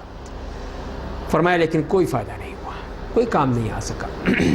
پس جب ان کے پیغمبر ان کے پاس کھلی نشانیاں لے کر آئے تو وہ اپنے علم پر بذام خود بڑے خوش ہوئے، دیکھا ہمارے پاس بھی تو ہے، ہم بھی عالم ہیں، ہمارے پاس بھی سب کچھ ہے، اور انہیں اس عذاب نے گھیر لیا جس کا وہ مذاق اڑاتے تھے۔ پس جب انہوں نے ہمارا عذاب دیکھ لیا تو کہنے لگے کہ ہم ایک اللہ پر ایمان لے آئے، ان جھوٹے معبودوں کا انکار کرتے ہیں جنہیں اللہ کا شریک بناتے تھے۔ پس جب انہوں نے ہمارا عذاب دیکھ لیا تو ان کا ایمان ان کے کسی کام نہ آیا۔ جب عذاب سامنے نظر آ گیا اب ایمان کا کیا فائدہ؟ ایمان تو وہاں لانا تھا دنیا میں، ایمان بالغیب، جیسے پہلے میں نے بتایا کہ وہ ایمان بالغیب اصل چیز ہے، یؤمنون بالغیب، اللہ تعالیٰ نے شروع میں بتا دیا کہ وہ ہے مومن۔ اب وہاں پہنچ گئے، وہاں پہنچ کے جہنم کو سامنے دیکھ رہے ہیں، عذاب کو دیکھ رہے ہیں، اب کیا رہے ہم ایمان لے آتے ہیں؟ فرمایا کہ نہیں، اب نہیں، کوئی فائدہ نہیں۔ اللہ کے اپنے بندوں کے بارے میں ہمیشہ یہی سنت رہی ہے، اور اس وقت کافروں کو بربادی کے سوا کچھ ہاتھ نہ آیا، پھر ان کے کوئی چیز کام نہیں آ سکتی، ہر چیز ان کے ہاتھ سے نکل گئی، اس لیے کہ دنیا میں رہتے ہوتے تو وہ فائدہ پہنچتا، لیکن اب آخرت میں ایمان، توبہ، وہ تو یہیں پر ہی، جیسے ہم نے پڑھائی ہے کہ جب اللہ تعالیٰ کی قیامت کی نشانیاں آ جائیں تو بس بات ختم ہو گئی، پھر کوئی ایمان فائدہ نہیں ہے، پھر نہ کسی توبہ کا فائدہ ہے، کوئی نہیں، سب کچھ ختم ہو گیا جب وہ نشانیاں سامنے آ جائیں گی۔ یہاں پہ یہ سورہ مومن مکمل ہوتی ہے، سورہ حامیم سجدہ ہے، اب وقت نہیں ہے کہ ہم اسے پڑھیں، بہرحال کوئی سوالات ہوں تو بتائیے۔